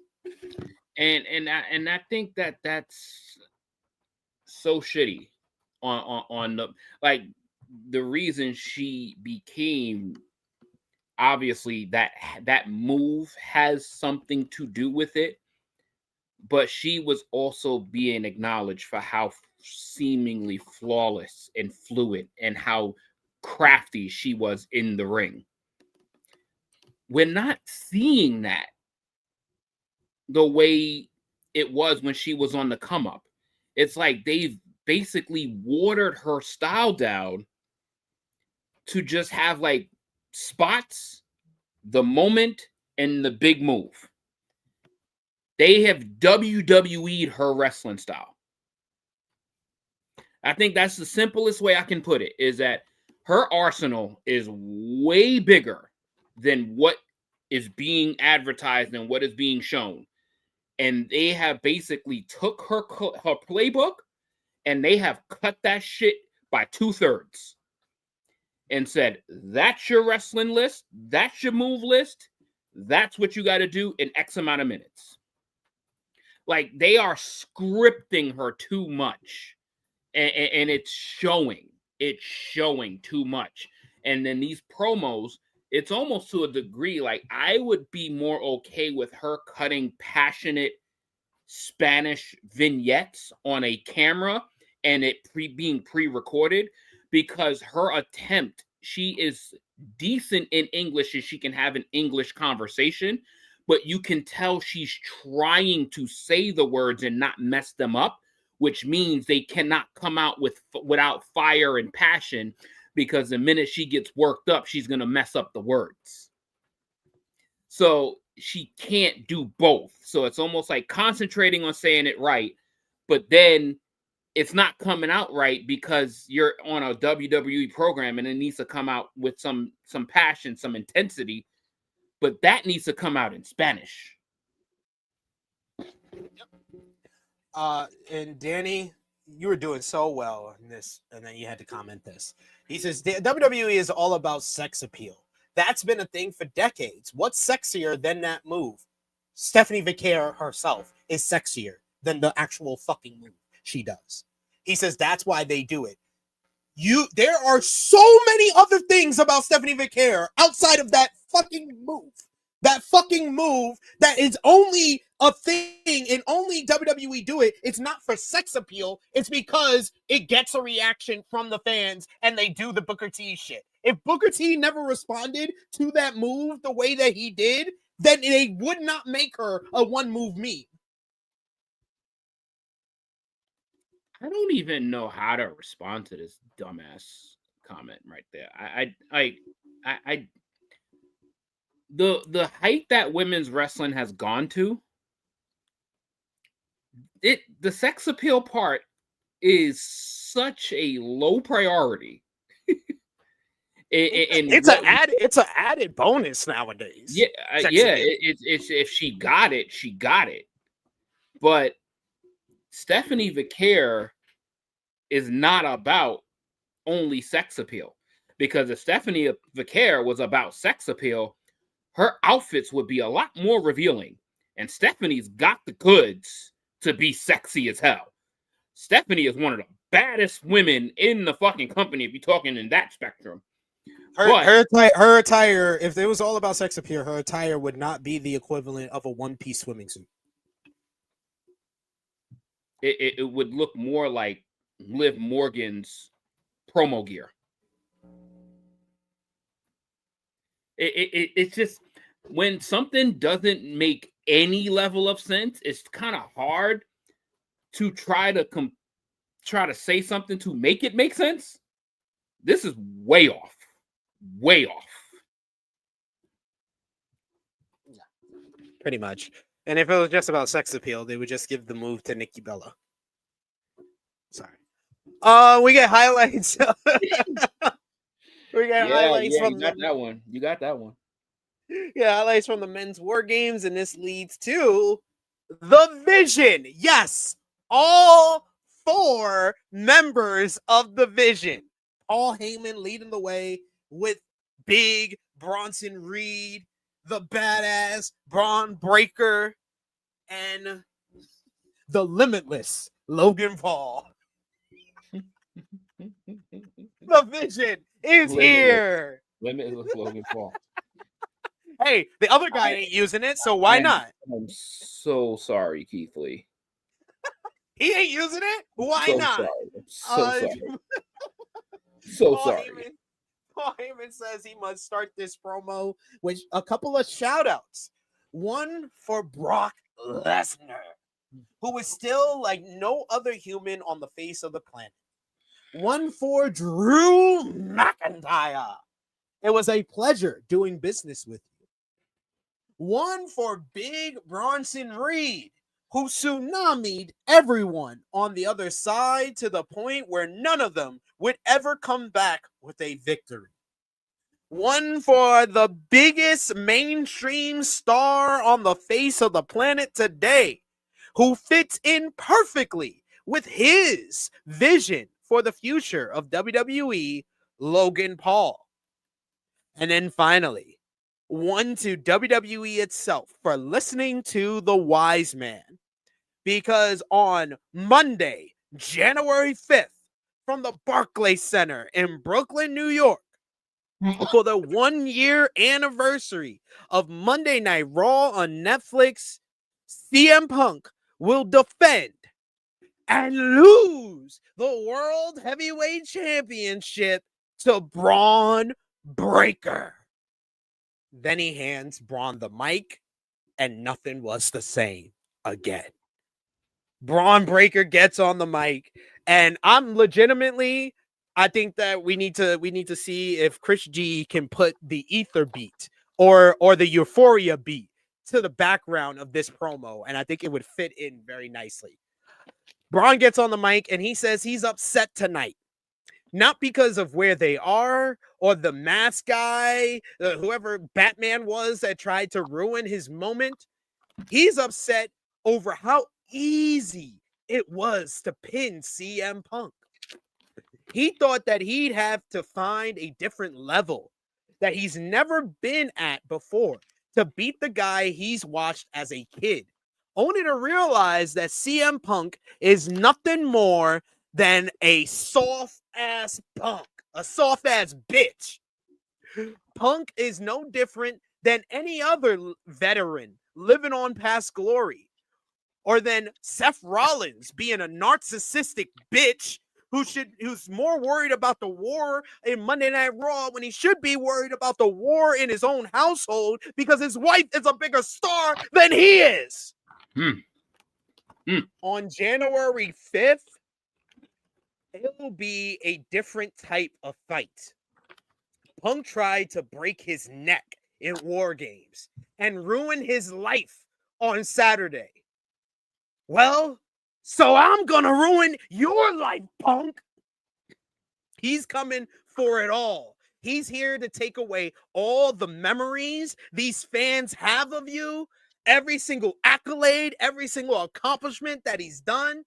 He tells us about how CM Punk, he said, do you remember, Punk, how you came up to me at WrestleMania last year and you said, congratulations, kid. Now let's see if you could cut a promo with the big dogs. Well, la-dee-da! Consider the promo cut. I was like, just drop the mic right fucking there. Bitch. God damn. God damn. Holy shit, that one line. I was like, oh my God, he is on another level. You could see Bronson Reed and Logan Paul. Paul Heyman was reacting to every line, but even them towards the end of the promo, they really got into this one. He finally finishes it off by saying, on January 5th, CM Punk will realize he's not even close to the real best in the world, Bron, badass, Bron Breakker. Bron drops the mic. He storms off. He is absolutely fucking fired up as he leaves the ring while the rest of the division just look on at him walking up the ramp and applaud him in mere just amazement at this promo. This is one of the top 5 best promos of the year because this felt like nigga said, y'all don't want to let me into this upper echelon? I'm breaking the fuck in, and I am breaking this glass ceiling that you put above me because I'm not 30 years old, and I am telling you, I am ready. I'm ready in the ring. I'm ready on the mic. I'm ready outside the ring. Bron Breakker took the next step of his career with this one single promo, and everybody and their mama, if you watch this and you don't walk out of it saying, well, Bron Breakker needs to be the next top guy, then you don't know wrestling, because everything he showed here, his intensity, his delivery, the fact that he was about to fumble and like mess up a line and he just fired through it because his lips move faster than his fucking mind. This dude is so fucking 2000s WCW Scott Steiner coded. This was a straight up last year of WCW, the crazy madman Scott Steiner promo. He is just one one bad day away from going crazy on everyone, and he came across as that character to a T, and that is the character that can be the next face of this company. That is the character that I'm saying, WWE, don't be stupid. Braun Breaker should win in Brooklyn on January 5th, especially after this fucking promo. Top 5 promo of the year for me, and it ain't number 5.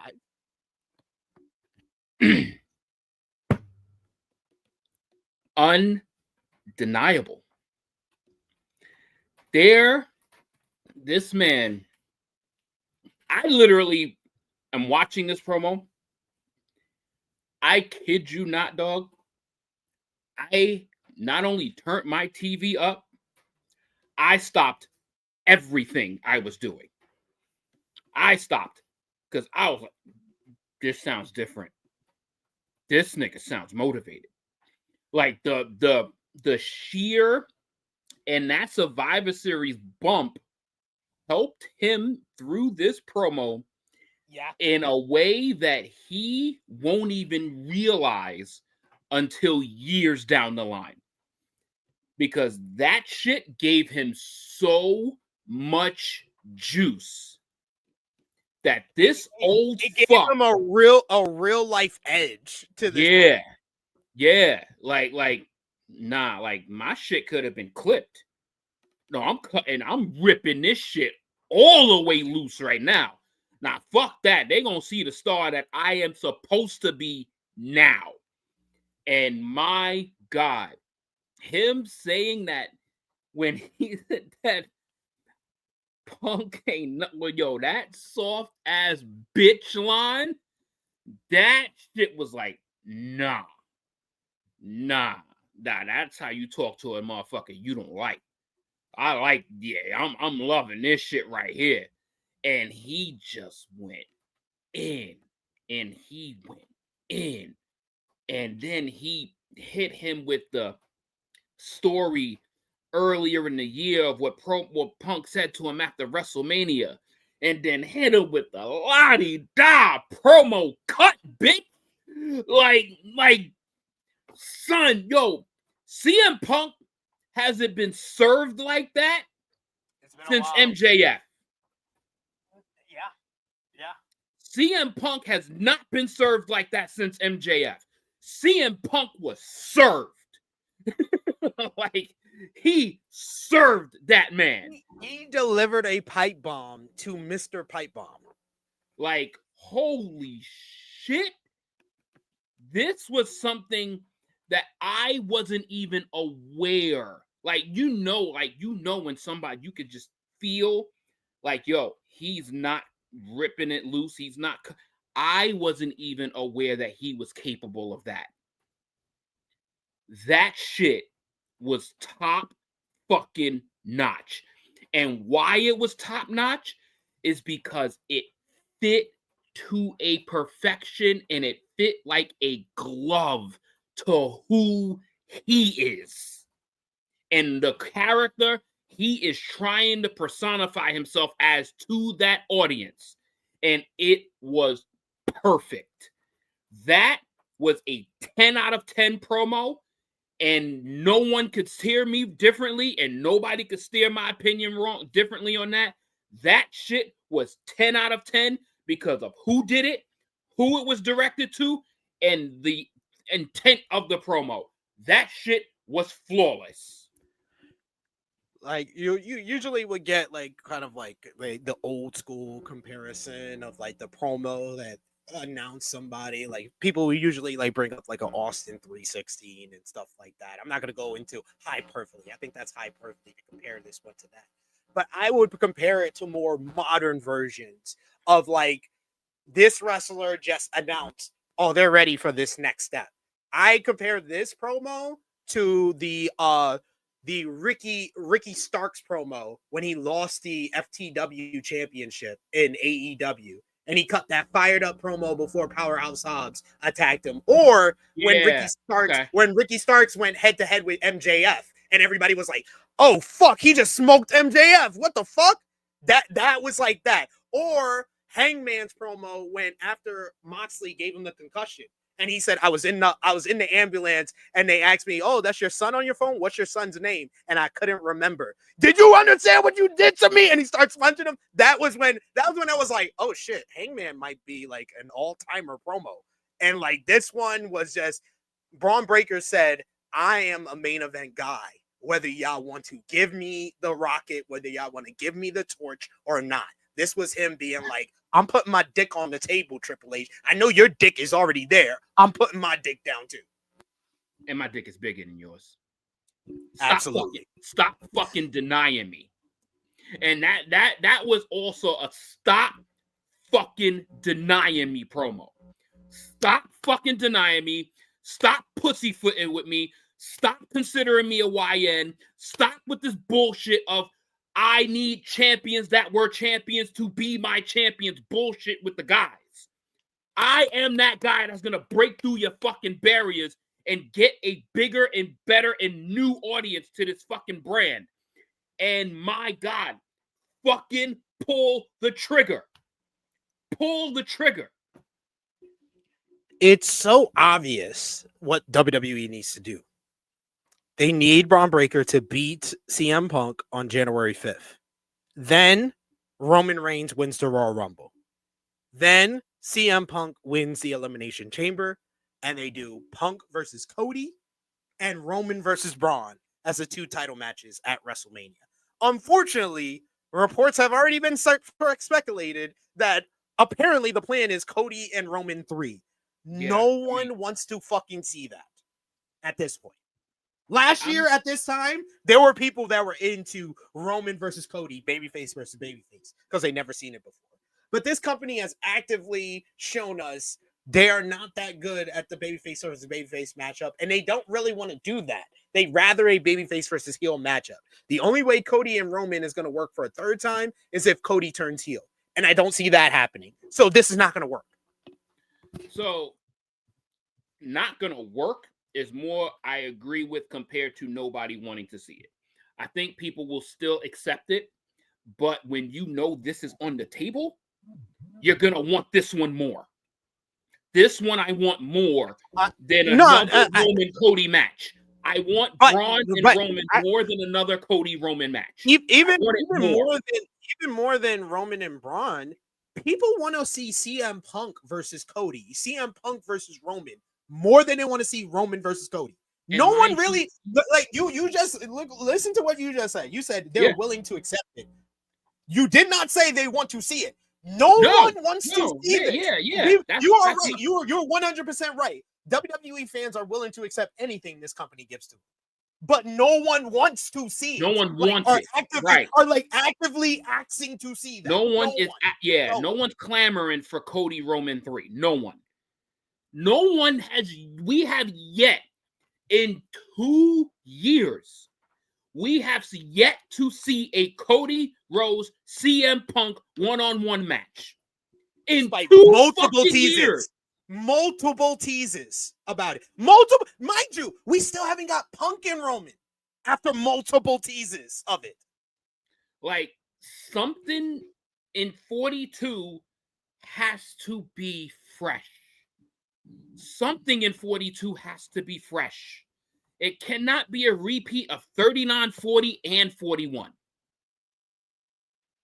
And that's where it looks like we're heading again. They got to put someone new into the main event scene. And Braun made his announcement of his arrival into that picture. And WWE, I hope you're listening. And then on top of that, it's like, all right, now we are in that twilight phase of the Roman Reigns career. Yeah. We're in that phase. As much as I don't want to feel like it's happening, it's happening. Roman Reigns is going to slowly phase out of the WWE on a regular basis. He is going to become more Brock Lesnar than more Roman Reigns.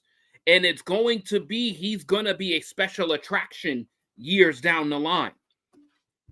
To get still what's left of peak Roman, the best possible passing of the torch would be for him to usher Bron Breakker as that guy.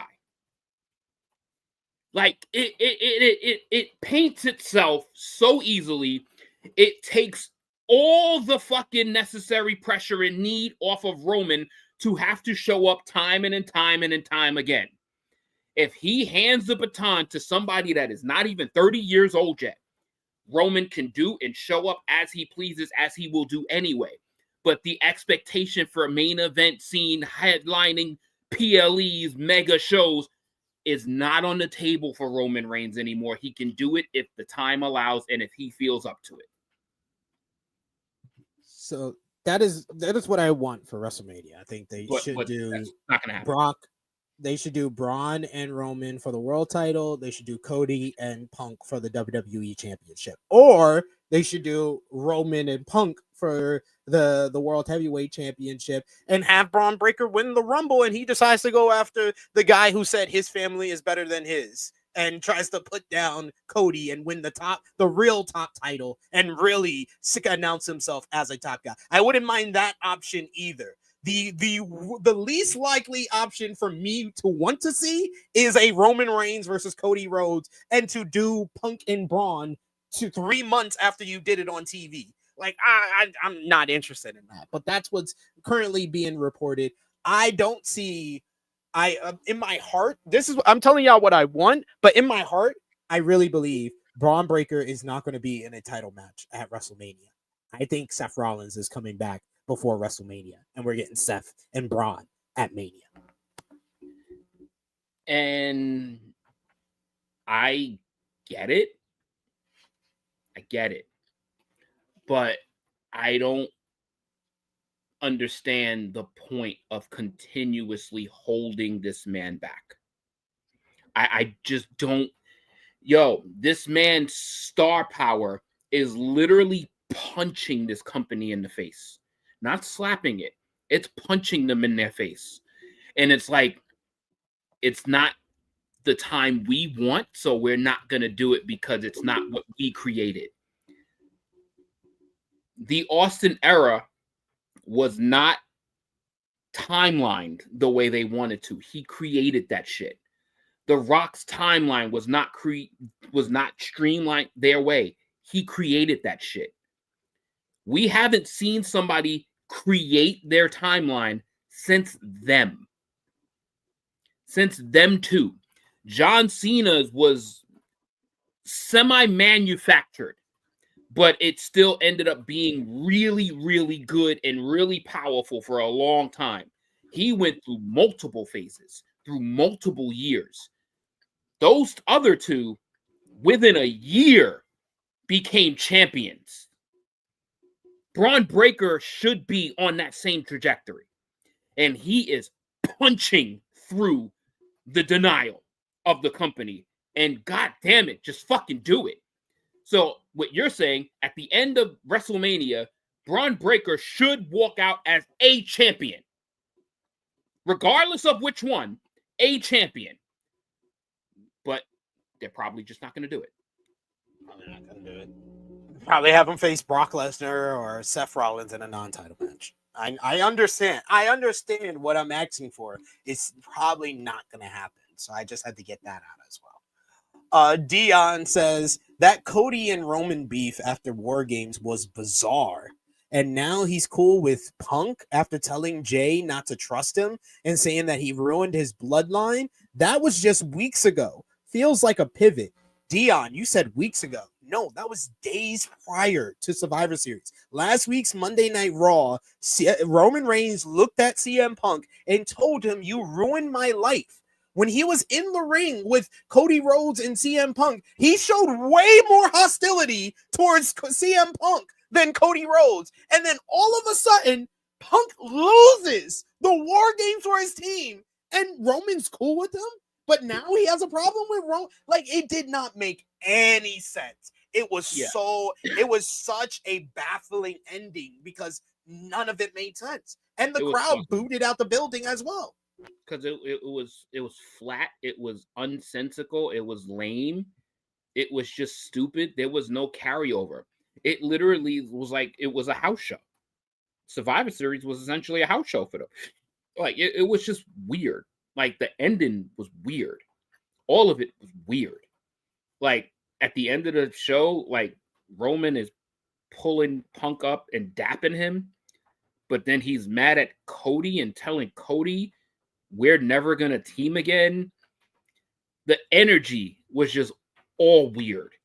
And just in that moment, that's when I realized like we are now in the twilight of Roman's mega run, because that was completely auraless. That was garbage, to be frank. That was trash.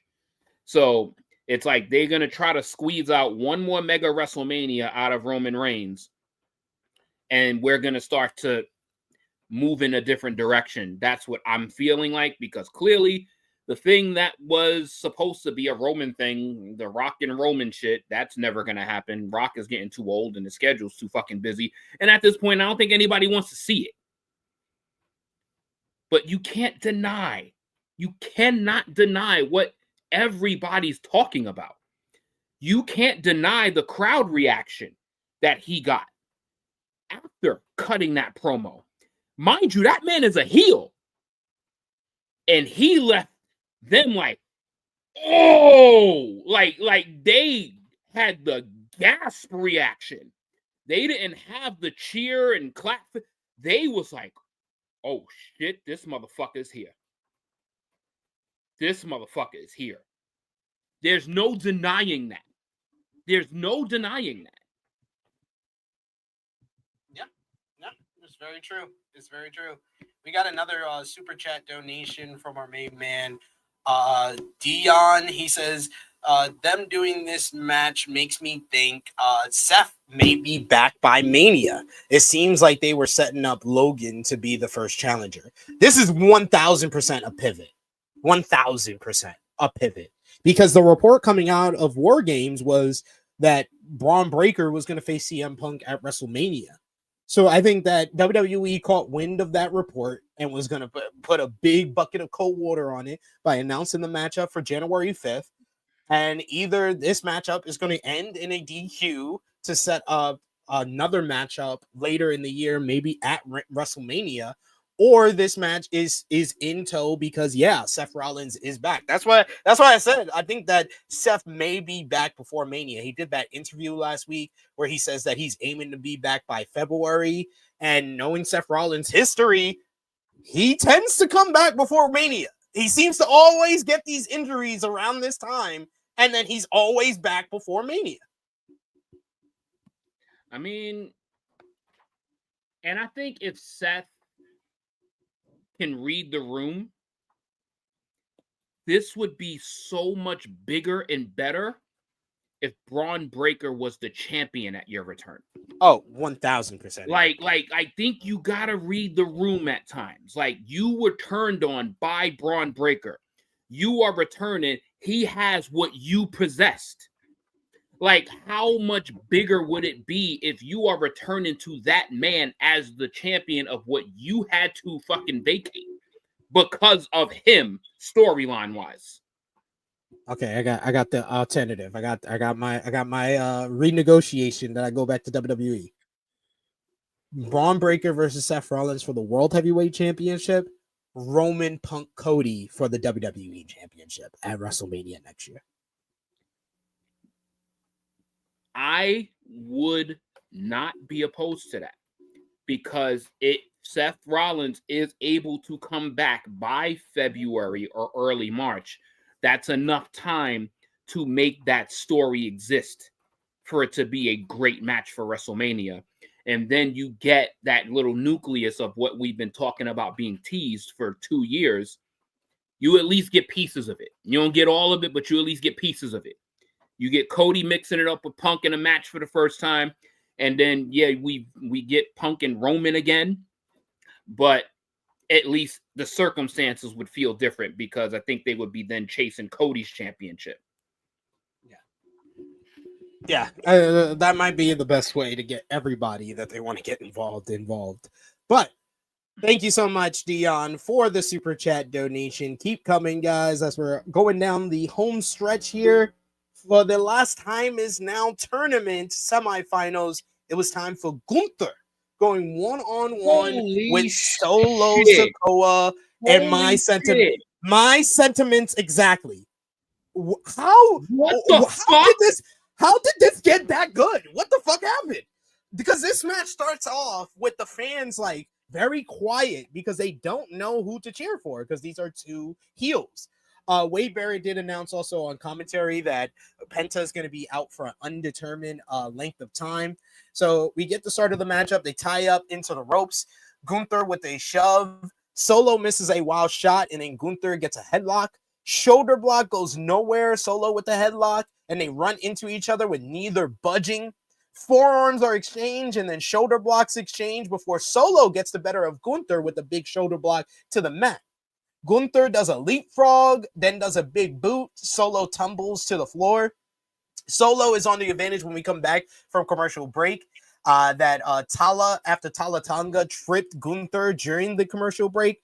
We get chops from Gunther, but Solo responds with a big body slam, and then he rests and recuperates. He was selling those chops so well. At first, he's like no-selling the chops and like running through the chops. And then eventually, after like he would get some offense, he would like be holding his chest very well. His selling was so great in this match. Solo with some shots to the head and back. Gunther blocks a slam and tries to slam Solo, but falls down into a 2 count by Sikoa. Sikoa goes up top, but Gunther meets him on the turnbuckle. Solo knocks Gunther to the floor, to the mat, and then Gunther rises up and chops Solo again. Gunther goes for a superplex, but he hits it off the middle rope. Gunther and Solo exchange chops and punches. Super kick by Solo. Then Solo finally brings Gunther down with a shot to the throat. Solo hits a spinning Solo slam just before our commercial break ends. And then he does a hip attack in the corner. Solo sets up for another one, but Gunther hits a big old clothesline, turning him inside out. Solo gets out of a powerbomb attempt, but Gunther hits another clothesline for a 2 count. Solo blocks the powerbomb and gets Gunther up for a Samoan drop, but Gunther's able to slip out and stretches Solo's thumb. I love the focus on the thumb with Gunther trying to eliminate the spike as an option. So good. Solo sets up for the spike, and we get my favorite spot of the matchup. What a reaction! Oh my god! Sets him up for the spike, and Gunther just chops the shit out of him. He chopped the shit out of him. More chops in the corner. He starts doing the fucking machine gun chops like he's Eddie Kingston.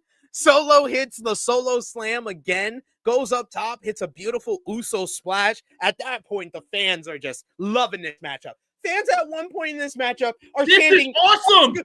This is awesome!" No. That's not even the big one. This is the point that they chant, "This is awesome." The big one for me is them chanting, "Let's go Gunther and let's go Solo." These are 2 fucking heels. This crowd was going insane because Solo got two massively positive chants during a match. Solo misses with the spike. Gunther gets him in a sleeper hold. Solo finds the rope, but Gunther hits a German suplex. Tala Tonga gets on the apron, but Gunther boots him down. He goes to the floor to fight him. He comes back over before the referee is putting on a turnbuckle pad that Solo took off. So he's distracted as Solo and Tala Tonga are about to double team Gunther. But then the referee turns around and sees what's going on. That distraction is enough for Gunther to get a low kick to Tala.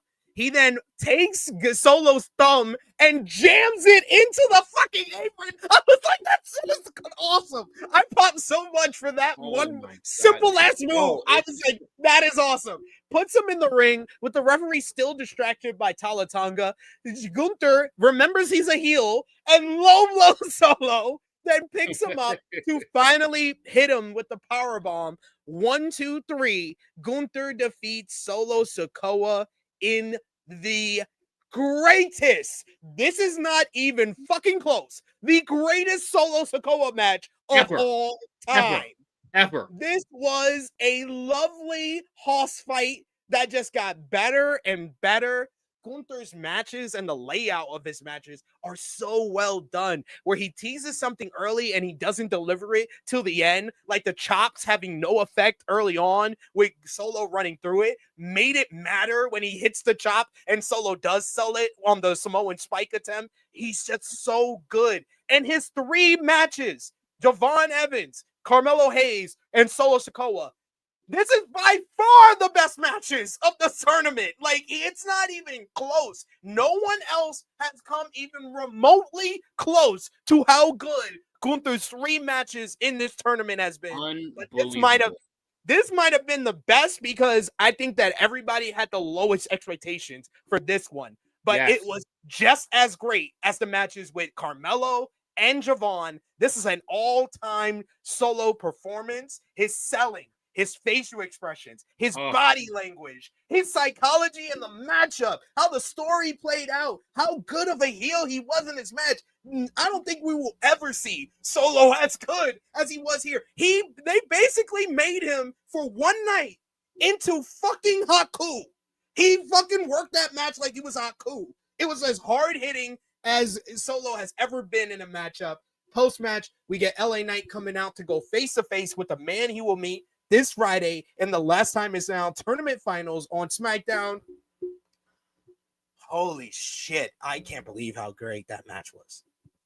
No, I'm not trying to like cap on what this is. Why I was so much like higher on just this episode of Raw, because of how this shit just over delivered in just a multitude of aspects. And this I immediately, once I was like, this is the best Solo Sikoa match I've ever seen in my life. This is, I don't care what brand this was. I don't care. It was better than anything he did at NXT. It's anything better than anything he did on the main roster. If he did anything, if he was on the indies prior to that, I don't know about that history. I'm pretty sure. If he had bangers on there, I'm sorry if I missed them, but this was it. This was it. This was the Solo Sikoa that this company wanted to have, but they've never gotten. They finally unlocked the person. My God, how good is Gunther? My God, how good is Gunther? How good is this man to drive the greatest match of a person's entire career in a non-title, non-blood feud, regular-ass grudge match in a tournament? This man, Gunther, is on another fucking level. He is on, he is who you would say leaps and bounds better than pretty much every other performer in the company right now. That man is beyond special. Like, to get that out of Solo Sikoa got a "Let's Go Solo" and a "This is Awesome" chant. There was a "This is Awesome" chant during a Solo Sikoa match. You remember just last year, Solo Sikoa was getting comparisons to Jinder Mahal. Dog, and they were valid. Solo Sikoa main evented SummerSlam, and it was arguably the worst match on the card. This match with Gunther is in contention, and I'm not saying it would be. This could be a Raw match of the year candidate. This match was that fucking good. This match, and y'all know how I feel about Solo Sikoa. That's why this has surprised me so much. Like, this shit was so everything, the ring psychology, the work on the thumb, the reactions of Solo Sikoa realizing who he's in the ring with. Like, that shit was even Gunther like, yo, this boy tough. Like it was so well done. Like, oh my, like I would be on a WWE cloud if this is the type of shit that I got every week. Like this shit, this was amazing. This was an amazing display from both guys. And bravo to fucking Gunther, because he is the absolute MVP of this tournament, and it's not even close. But my God, this was amazing. This was if anyone that hasn't watched Raw, if somebody said watch one thing from this episode outside of the Bron Breaker promo, I would say two. There's only two things to really watch. Yeah, outside of the Bron Breaker promo, this fucking match. Yeah, definitely. It's not even close. We do have a super chat donation from our main man, Chuck Berries. Thank you so much, Chuck Berries, for the support.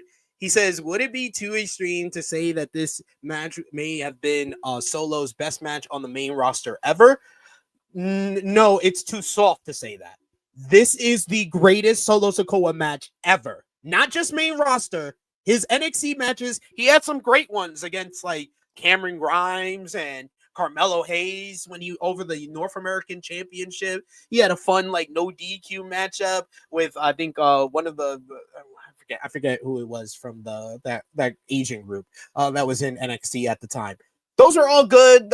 Some of them are even great. It's not even close to this matchup. And the reason why I'm emphasizing this is because this is not just Solo Sikoa's in the best match of his career. Solo Sikoa had the best match. Like his performance is the best Solo Sikoa has ever done in a WWE. Yes. And his match, I think he had a couple of matches with Donovan Dijak too. Yeah. I'd say I said before this, his best matchup wasn't even NXT. It was actually the Cody Steel Cage matchup on the USA premiere of SmackDown. That's his best. Oh man. Like, and y'all, God, most of y'all are regulars up in this chat. Like, y'all know how me and SP are, like how fair we are and how we have been critical to a Solo Sikoa. If this was the Solo Sikoa that we would have been getting, we would not have been opposed to this man being a champion. This was great. If he performed like this at SummerSlam last year, he wouldn't have gotten comparisons to Jinder Mahal. Yeah, Dion, like you know how we been. You know how we been to this man. Like this man has gotten multiple LVPs just based on performance. Like, but this I remember we gave him LVP. It was only on the show for like 3 minutes when he attacked Sammy a couple of months ago. Mm-hmm. We gave him an LVP just for that. This is must watch. This was a straight like 4.25 star style match that you would grade. This was I gave it the same grade I gave the Javon match and the same grade I gave the Carmelo match, 4.25. Which because he's able to get a 4.25 matchup with Gunther, the same as Mello and Javon, who are much better workers in the ring with them. This is the most impressive out of those 4.25 matches. Yeah, I need y'all to process what that man just said. A Solo Sikoa match got 4.25 stars. 4.25 for a Solo Sikoa match. Mind you, yes, Gunther fucking is the ingredient. Gunther can probably do this in his sleep. He can do this in his sleep. But this, the reason why we are giving this so much praise is because most of all, like we're given, of course, Gunther is just known for this, but he always deserves praise and credit for it. But the thing that I'm emphasizing is Solo's performance. Watch Solo in this matchup. He's never been this good. He was fantastic. Like he was damn. Yeah. So one of the reasons I was so much higher on just this show overall was this match. This match. I couldn't wait for you to get to this match. Yeah, I loved it for sure. We did get a WrestleMania 42 vignette, the first like solo one that they did with like the men, and we see it's Becky Lynch, and oh my God, ladies and gentlemen, my written work is a part of a WrestleMania promo because she says, I am the greatest women's wrestler of all time, and that's for a reason, and I'm going to prove it in Vegas next year. Thank you, Rebecca Quinn, my dear friend. She's just amazing, dog. Like, she is just out. Like, she is going to be she's so underappreciated right now that you are not going to understand how much she's going to be missed when she's not doing this any longer. Like, she is so special. She is so special. Man. We go backstage to Jackie Redmond, who announces that next week Rey Mysterio will go one-on-one with Finn Balor as he's going to have an interview with Rey here. She wants to know, where is his head at? Rey's main issue is with his bastard son, but he'll go through the rest of the Judgment Day one by one to go get him. Jackie asks if he'll go after the Intercontinental Championship now that Don regained the title. This brings in Logan Paul. Logan approaches Rey, and Rey says, here's the one guy that might be a bigger ass than his son. Logan says that he's a great father, while Rey's a dead... Logan says he's a great father, and Rey's a deadbeat dad. So he doesn't deserve the Intercontinental Championship. He says that the IC title belongs to the Judgment Day. Logan says that he'll retire Rey, and Rey then hawks back and slaps him across the face. Referees and officials break them up while Logan yells about Rey's financial situation. You're broke, I'm rich. You're broke, I'm rich. I ain't gonna lie, I kind of popped to that. Because I was like, that shit was mad random. I guess that's what happens when you slap these little entitled people. He's like, yo, shit, he just got bitch slapped by a fucking luchador. There you go. Now let's just pull a financial card. He got bitch slapped by a guy 2 feet. He got slapped by a guy 2 feet shorter than him. According to him, he's 6'3" and he's 3'6". You got slapped by a little person, according to your own words. 6 or 7. All right. I'll reach through the screen. What do you think about? Fucking do that. What do you think? What are you talking about? Nothing. I don't know what you're talking about. Nothing happened. Oh, okay. All right. I'm just making sure. What do you think about Logan Paul going after the Intercontinental Championship now? He's a part of the show. So if it's something that ends up developing, I ain't gonna be opposed to it. But right now, there's no substance between him and Dominik Mysterio. So when that starts to evolve and when that starts to develop, we'll see how it plays out. But right now, it's just words. So we'll see what happens if that actually materializes into something. But if he's a part of the program, I'm not going to be opposed to it, because then you get Judgment Day versus Division. So I just thought about that, and I was going to ask, do you think that we could get a Judgment Day babyface turn? It depends on how Judgment Day's promos turn out, because Division is going to do their part. It's just the Judgment Days, how that would shift with the crowd and with the people, and that would have to be spearheaded by Dom and Liv. Oh yeah, but what we've seen this year alone, remember the Judgment Day versus New Day match when they won back the World Tag Team titles, and Finn and JD worked as babyfaces that whole entire matchup, and that's probably the best they've been this whole entire year. We saw Roxanne Perez in NXT. She had a great run as a babyface. Raquel Rodriguez, when she first came, she was a babyface with no charisma and no character at all. Just she had a big back. But maybe now with the Judgment Day, we can get a cool version of Raquel Rodriguez as a babyface. I think that can work. There's a world I can see it working.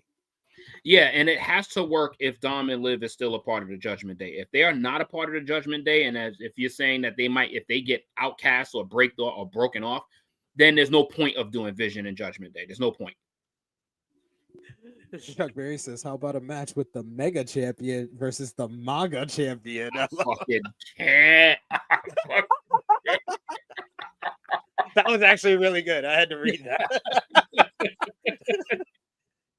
All right, main event time. Rhea Ripley and Io Sky versus Alexa Bliss and Charlotte Flair. Match starts off with Io and Alexa going at it. Well, not for long, as Charlotte tags in and uses Alexa to kick Io down. Charlotte then kicks Rhea off the apron after Io ducked. Io kicks Charlotte down, and we go to commercial break. Alexa and Rhea are going at it when we head back from commercial break. Rhea puts Alexa in the prism trap. Alexa's able to knock Rhea into Charlotte, shades of what we saw earlier, and back suplex by Rhea, and then she tags in Io. Io hits a kick. Io then misses a Meteora in the corner, but keeps Alexa from tagging Charlotte. Io with a flapjack and then tags into Rhea and Charlotte. They really built this up throughout the matchup of Rhea and Charlotte going at it, and we got the big stare down between the former WrestleMania 39 opponents. They each miss shots. Charlotte sticks her tongue out and goes behind, and then they exchange strikes.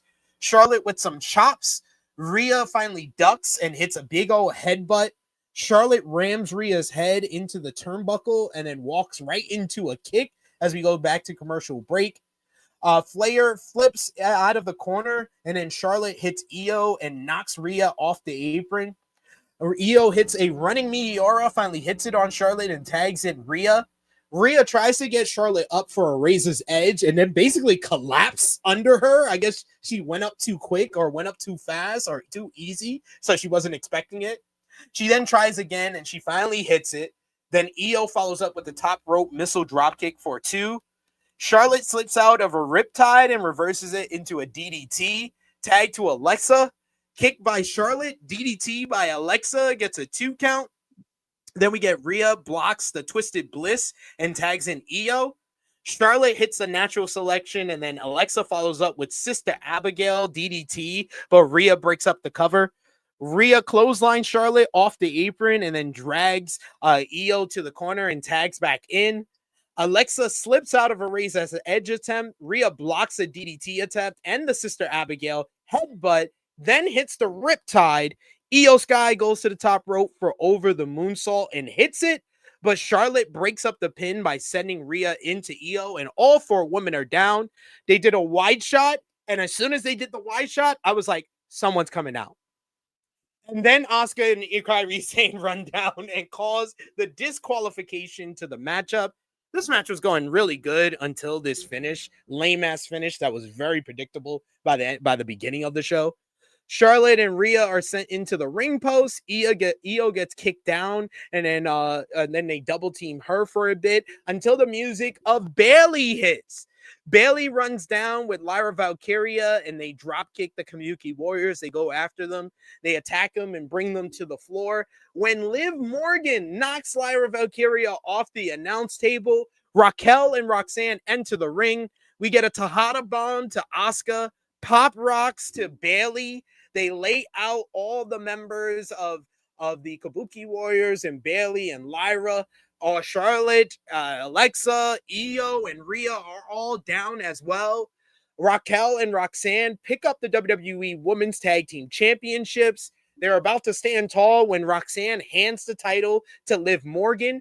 But Liv, showing that she actually likes Roxanne in the group, she tells her, she insists she takes that title because she has her sights on a bigger title. And the show closes with Liv Morgan standing tall in between Raquel and Roxanne as the Judgment Day are back in full effect. Cool close to the show, putting all the focus on the women's tag team scene. And this is probably the busiest and healthiest the women's tag team division has ever felt, where not only do we have a multitude of tag teams, we have legitimate stars involved in programs in the women's tag team division. That is what this division has needed for way too long, for the last 6 years of its existence. Better late than never. We're getting it now. This was a good ending to the show to put the spotlight on the women. So I enjoyed it. And that's why I liked it. I liked it because it is giving a division a focus. It is not all about the world heavyweight champion and the stories that's going on within the division and all of that. They put the opening and the closing all on the women's tag team division, which is a strong move. I like that. Yeah, the match was good. Of course, anytime you get a non-finish, it's like, fuck. But then you get the insertion of Lyra and Bayley. Then you get the insertion of the Judgment Day. Then you get that whole nucleus. So you got about 9-10 women that is now lobbying for these tag titles, which is finally making these belts mean something. And as you alluded to, like finally they matter, because they have basically just been hardware for 5 years. Now you got all of these women are gunning for it. So this is actually really cool. And mind you, this is without even including like Lash and Nia. This is not like, you know what I mean? Like if any other women's tag teams that is on SmackDown, like there's a lot of meat there that you can work with, and you can cook up a lot of different things. And I like where this is going. Obviously, you know, you want to see a finish to a main event match, but it is leading to fucking them actually looking like they're making the women's tag team champions important. And it was a nice odd that Roxanne insisted that she give the title to Liv Morgan. And I think that was almost like in just a programming aspect, Liv Morgan's approval of, okay, you respect me enough to give me that title. I'm going to give this back to you now because you was going to give that to me, because now I got my eyes, as you said, on the other title. I don't need both. You can have them because we're going to have all the gold. So nice spin, nice play. And this was a good way to kind of make a whole long narrative that's been the focus on Liv and the Judgment Day and Liv's return and how she's impacting the entirety of the women's division. So that was really well done. This was a good ending to the show for an overall very good episode of Monday Night Raw this week. Very interesting question we got here by Annika. Women's TLC match for the tag titles. You would see that segment last night, how the show ended, and yeah, that was very SmackDown tag team division coded. This is the same thing they did with the SmackDown tag team division heading into SummerSlam, and yeah, I could see a world where WrestleMania or even like a Royal Rumble, they do a women's TLC.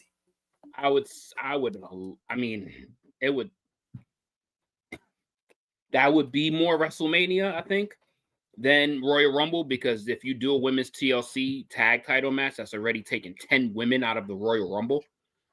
So, like, you know, there's no way they're going to do a TLC match and the Rumble. There's no fucking way that's happening.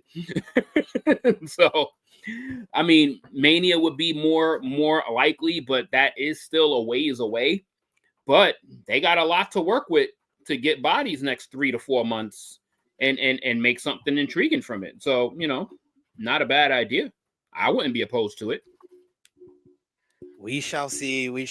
But yes, a healthy spotlight on the women's tag team division. But we've made it to the end of another edition of Monday Night Raw. Final call for Super Chat donations. Also, appreciate all of you for joining us. If you haven't already, show that appreciation back. Drop the thumbs up on the video. Hit the subscribe button for more exclusive content we got here at the True Hill Heat YouTube channel. And of course, we want to hear from you in the comments as well as the live chat. Let us know your match of the night, your MVP, your LVP, your moment of the night. Whether you gave the show a thumbs up, thumbs down, thumbs in the middle, and out of 10, what did you give last night's Monday Night Raw? For me and Top Guy JJ, for the December 1st, 2025 edition of Monday Night Raw, in 3, 2, 1. Thumbs up across the board from both of us. Top Guy JJ, out of 10, what did you give last night's show?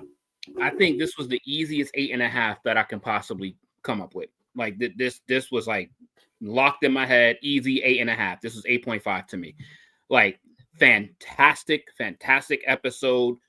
Not the best episode of the year, but this had a lot of good. And I got a fucking 4.25 Solo Sikoa match. And then I get a promo of the year candidate, and then the fucking mega spotlight on the women. Like this shit had so much good to it. It had that awesome Dragon Lee AJ New Day tag match in there.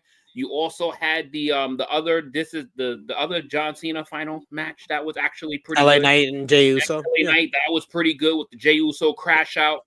I'm pretty high on this show. So I'm okay if I'm the high man on this one, but I'm going 8.5.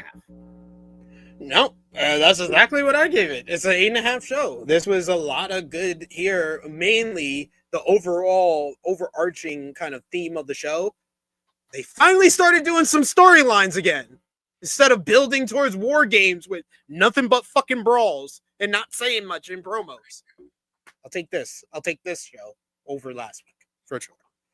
8.5 out of 10. Match of the night, easy. Solo and Gunther. Oh, 100% easy. MVP for the show, LeBron Langston Breaker. I'm gonna just stick to Braun Breaker. That's my favorite YN. What you talking about? LeBron Langston Breaker. Braun Breaker is definitely the MVP. Yes, Braun Breaker. Braun Breaker. Honorable mention to Liv Morgan to me as well, though. Yeah. Liv definitely made her presence felt. LVP for the show. It's got to be Jey Uso. It's got to be Jey Uso for me. I mean, I'm trying to hark back and think about. I'm trying to think about anybody else. Oh no, it's the Judgment Day. Judgment Day Saints. The background bitches. Yeah, the Judgment Day background dancers. That's my LVP. The background bitches. Because at least Jay lost, but at least he's going in a storyline direction. Judgment Day. There's no direction. You know what? No, I'm gonna. You know what? I'm gonna change it, and I'm not gonna say the Judgment Day because you got Raquel and Roxanne. Raquel and Roxanne, they're at least going for something big. What the fuck is Finn Balor doing? What the fuck is Finn Balor doing? What the fuck is Finn Balor doing besides clapping like a bitch in the background for Dominik Mysterio, the greatest Intercontinental Champion of all time, to the champion that you held? LVP is Finn Balor. Also fair. But yes, we've made it to the end of another edition of. Oh no, wait. Did we do everything? Moment of the night. Moment of the night. I will give it to. I'll give it to Braun Breaker's promo. About to say, what? Yeah, wait, I was gonna say Gunther chopping Solo out of the spike because that's my other favorite moment. But no, Braun. This is Braun's night. This is Braun's night. But yeah, he's done this twice on this show. He was the MVP and moment of the night. He's done this twice now. Love to see it. But that brings us to an end now of Rated Raw Review. I want to thank you all so much in the chat. You guys were great today. Appreciate that. Appreciate all the love with the super chats, and appreciate Top Guy JJ as well. Top Guy JJ, let the people know where they can follow you on social media when they will see you again. On Instagram, you can find me at TrueHill_TopGuyJJ, and on the YouTube channel, I should be back. Yeah, next week for Rated Raw Review. Yeah, no changes to my knowledge right now. The only one that I think I might be in jeopardy of missing is the Rated Raw before Christmas because I'm off that weekend.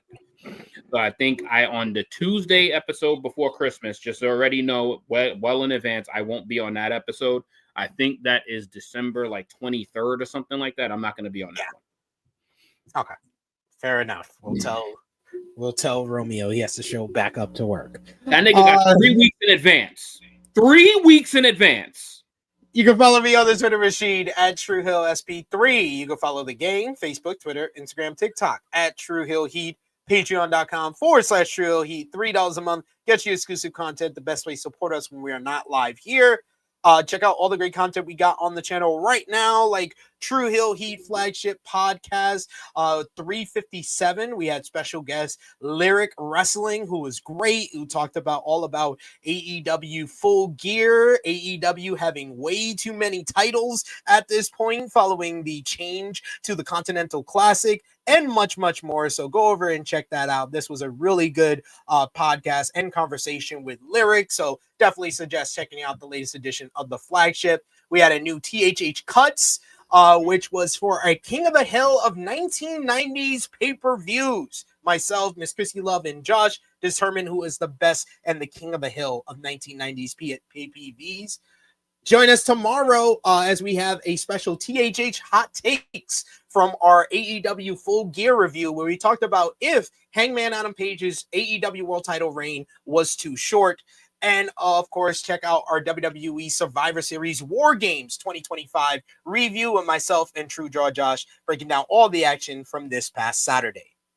I will be back tomorrow live, 1:05 p.m. Eastern Time, with our Ring of Honor Final Battle preview. I'll be joined by Kimmy Sokol. We'll be talking all about this Friday's show from Columbus, Ohio, including the survival of the fittest for the Ring of Honor World Championship and Athena versus Persephone and Mercedes Moné versus Red Velvet. So join us for that. I'll also be here on Thursday, back on Thursday for AE Ramble, reviewing Dynamite. We got Friday, our NXT Deadline preview, as well as on Saturday, the flagship podcast. So join us for all of that.